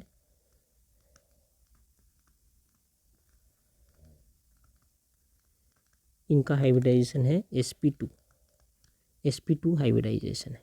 क्यों? कितने से कनेक्टेड है? 1 2 3 से कनेक्टेड है sp2। और ये जो है लोन, एक जो अनपेयर्ड इलेक्ट्रॉन है, इसे लोन पेयर नहीं कह सकते, ये एक अनपेयर्ड इलेक्ट्रॉन है। एक ऐसा इलेक्ट्रॉन जो पेयर बनाया ही नहीं है। लोन पेयर तो एक दूसरे के साथ पेयर बना के रहते हैं, जैसे कि यहाँ पर हम देखते हैं एक कार्बन के ऊपर शायद 2 इलेक्ट्रॉन्स है, जिसे हम लोन पेयर कहते हैं। यहाँ पर ये लोन पेयर नहीं है, ये अनपेयर्ड है, ये ध्यान रखना है, ये अनपेयर्ड इलेक्ट्रॉन है। तो ऐसे इलेक्ट्रॉन जो अनपेयर्ड है वो भी तो एग्जिस्ट करेंगे, लेकिन वो ऐसे p ऑर्बिटल में एग्जिस्ट करेंगे। कैसे? अगर मैं इनकी हाइब्रिडेशन की बात करूँ तो नॉर्मल कार्बन में 6 इलेक्ट्रॉन्स होते हैं, 1s2 2s2 2p2। यहाँ देखूँ तो ये हमारा 2s ऑर्बिटल, ये हमारा 2p ऑर्बिटल, 2 इलेक्ट्रॉन्स इनमें और 2 इलेक्ट्रॉन्स इनमें, ऐसे है नॉर्मल। जब ये हाइब्रिडाइज्ड हो जाएंगे, आफ्टर हाइब्रिडाइजेशन हमारे पास ये 3 हाइब्रिडाइज्ड होंगे, ये एक, ये वाले और ये एक और ये वाले एक, ये 3 हाइब्रिडाइज्ड होंगे। तो ये 3 हाइब्रिडाइज्ड होकर एक साथ हमें देंगे sp2 sp2 मतलब एक s और 2 p। तो ये एक s और ये 2 p मिलकर टोटल 3 ऑर्बिटल बनाए हैं, और ये p हमारा ऐसे ही रह गया, ठीक है, ये p। लेकिन इस p ये वैकेंट नहीं है, जैसे हमारा कैटायन में ये वैकेंट था, लेकिन फ्री रेडिकल में ये वैकेंट नहीं है। इनके पास एक इलेक्ट्रॉन तो है ना, ये एक इलेक्ट्रॉन वो यहाँ पर डालेंगे अपना। तो अगर मैं इसको ऐसे देखूँ, यहाँ पर भी जैसे इन्होंने बॉन्ड बनाया था ना, ये वाले को देखूँ, ये तो एक रेडिकल है, इसके हिसाब से करना चाहूँ तो इनके पास एक एक इलेक्ट्रॉन तो खुद के हैं। जैसे ये ब्लू इलेक्ट्रॉन्स अगर मैं देखूँ 1 2 3 4, तो ये ब्लू इलेक्ट्रॉन्स इनके खुद के हैं, 1 2 3 और एक इस p में भी है 4। लेकिन जब ये बॉन्ड बना रहे हैं तो पर्पल वाले इलेक्ट्रॉन्स हाइड्रोजन के आ रहे हैं 3 के साथ और एक फ्री रह जा रहा है। तो यहाँ पर जब मैं बॉन्ड बनाऊँगा तो पर्पल वाले इलेक्ट्रॉन्स आएंगे यहाँ पर हाइड्रोजन के, ये एक इधर एक इधर एक इधर, और ये एक ऐसा ही फ्री रह गया। ये जो फ्री है ना, ये फ्री अनपेयर्ड इलेक्ट्रॉन, ये इलेक्ट्रॉन p ऑर्बिटल में एग्जिस्ट करता है, ये कोई sp2 या sp3 ऑर्बिटल में एग्जिस्ट नहीं करता, क्योंकि इनका हाइब्रिडाइजेशन sp2 ही है, मतलब ये 3 चीज़ के साथ ही अटैच्ड हो रहे हैं। ओके, तो उस हिसाब से इसकी शेप क्या होगी, क्योंकि हाइब्रिडाइजेशन sp2 है, इनका शेप होना चाहिए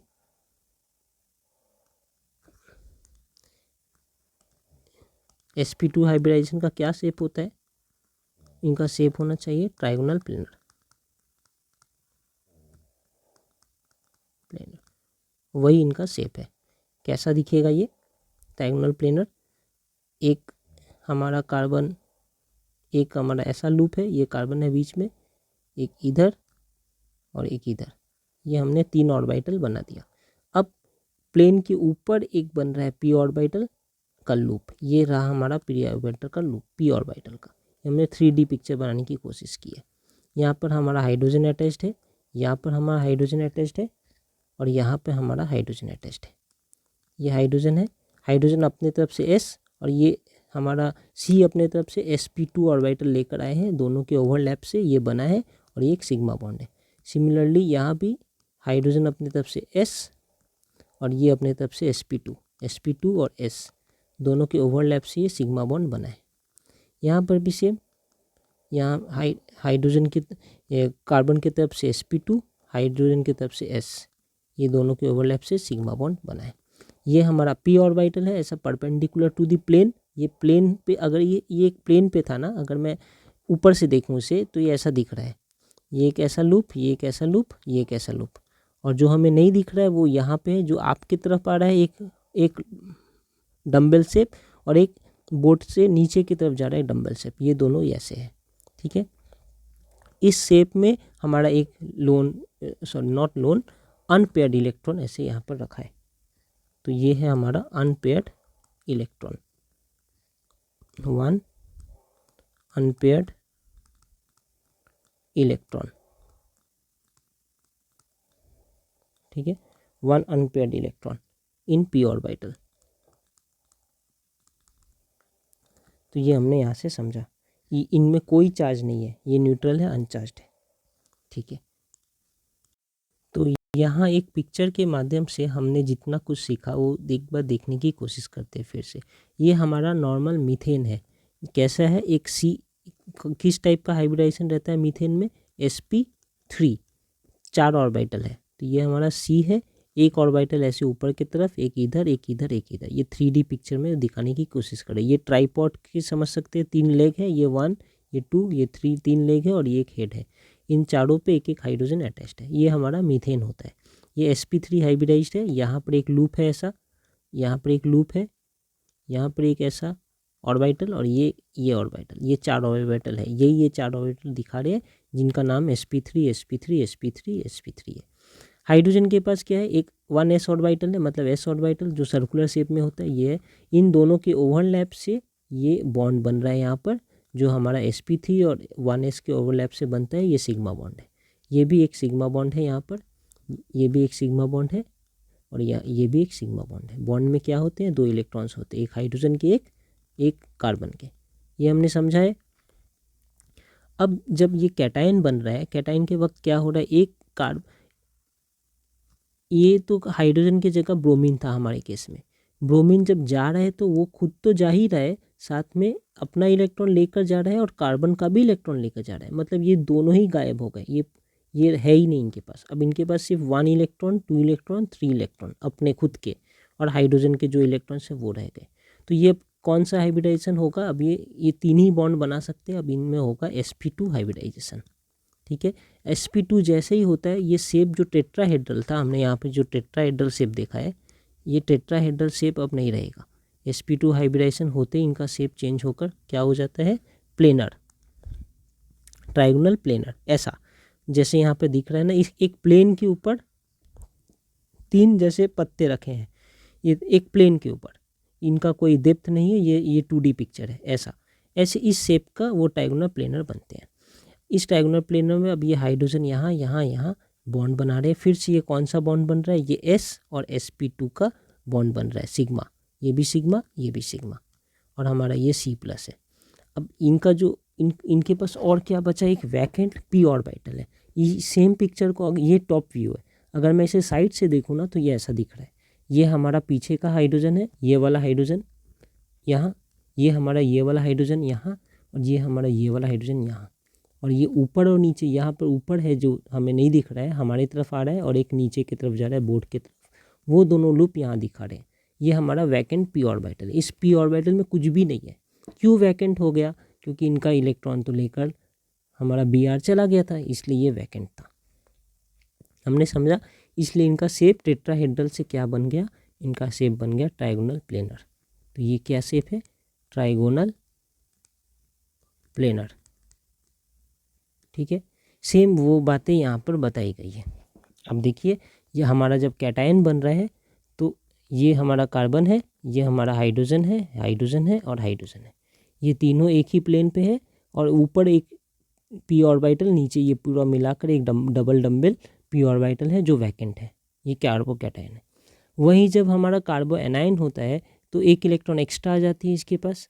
अब ये 2 इलेक्ट्रॉन्स, ये तो sp2 हाइब्रिडाइज था, है ना, ये कार्बन पूरा, लेकिन ये कार्बन अभी भी sp3 हाइब्रिडाइज्ड है। इनके पास 4 ऑर्बिटल है, एक यहाँ पर जो ये हाइड्रोजन के संग बना रहे, एक यहाँ पर, एक यहाँ पर, और एक ऊपर, जैसा sp3 में होता है। यहाँ पर देखिए sp3 में 4 ऑर्बिटल ही होते हैं ना, एक इधर एक इधर एक इधर और एक इधर।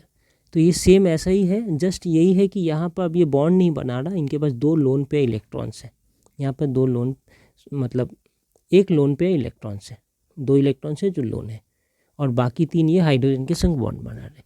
लेकिन क्या है कि क्योंकि ये लोन पेयर और ये बॉन्डेड पेयर के बीच में रिपल्सन ज़्यादा होता है, इनका ये लेग आपस में सिकुड़ गया है, थोड़ा नज़दीक आ गया है, और ये हाइड्रोजन, ये लोन पेयर ऊपर में बड़े होकर एग्जिस्ट करता है, और ये नेगेटिव चार्ज है।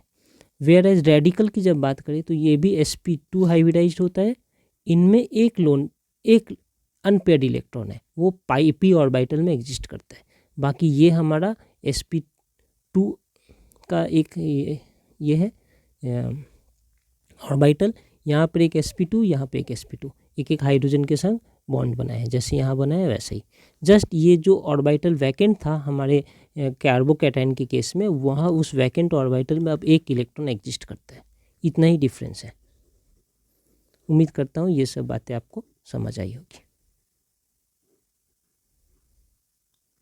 तो हम क्या समझ रहे, जस्ट ये वाला कार्बन हमारा sp2 और हाइब्रिडाइज्ड कार्बन है, ये कार्बन हमारा sp3 हाइब्रिडाइज्ड है और ये कार्बन हमारा sp2 हाइब्रिडाइज्ड है। इनमें कोई भी ये वैकेंट है p orbital, vacant p orbital, इनका ये sp3 ऑर्बिटल है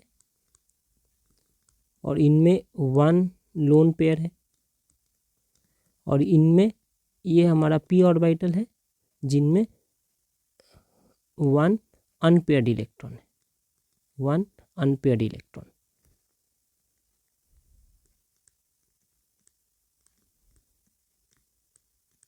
इतनी सी बात है। Thank you.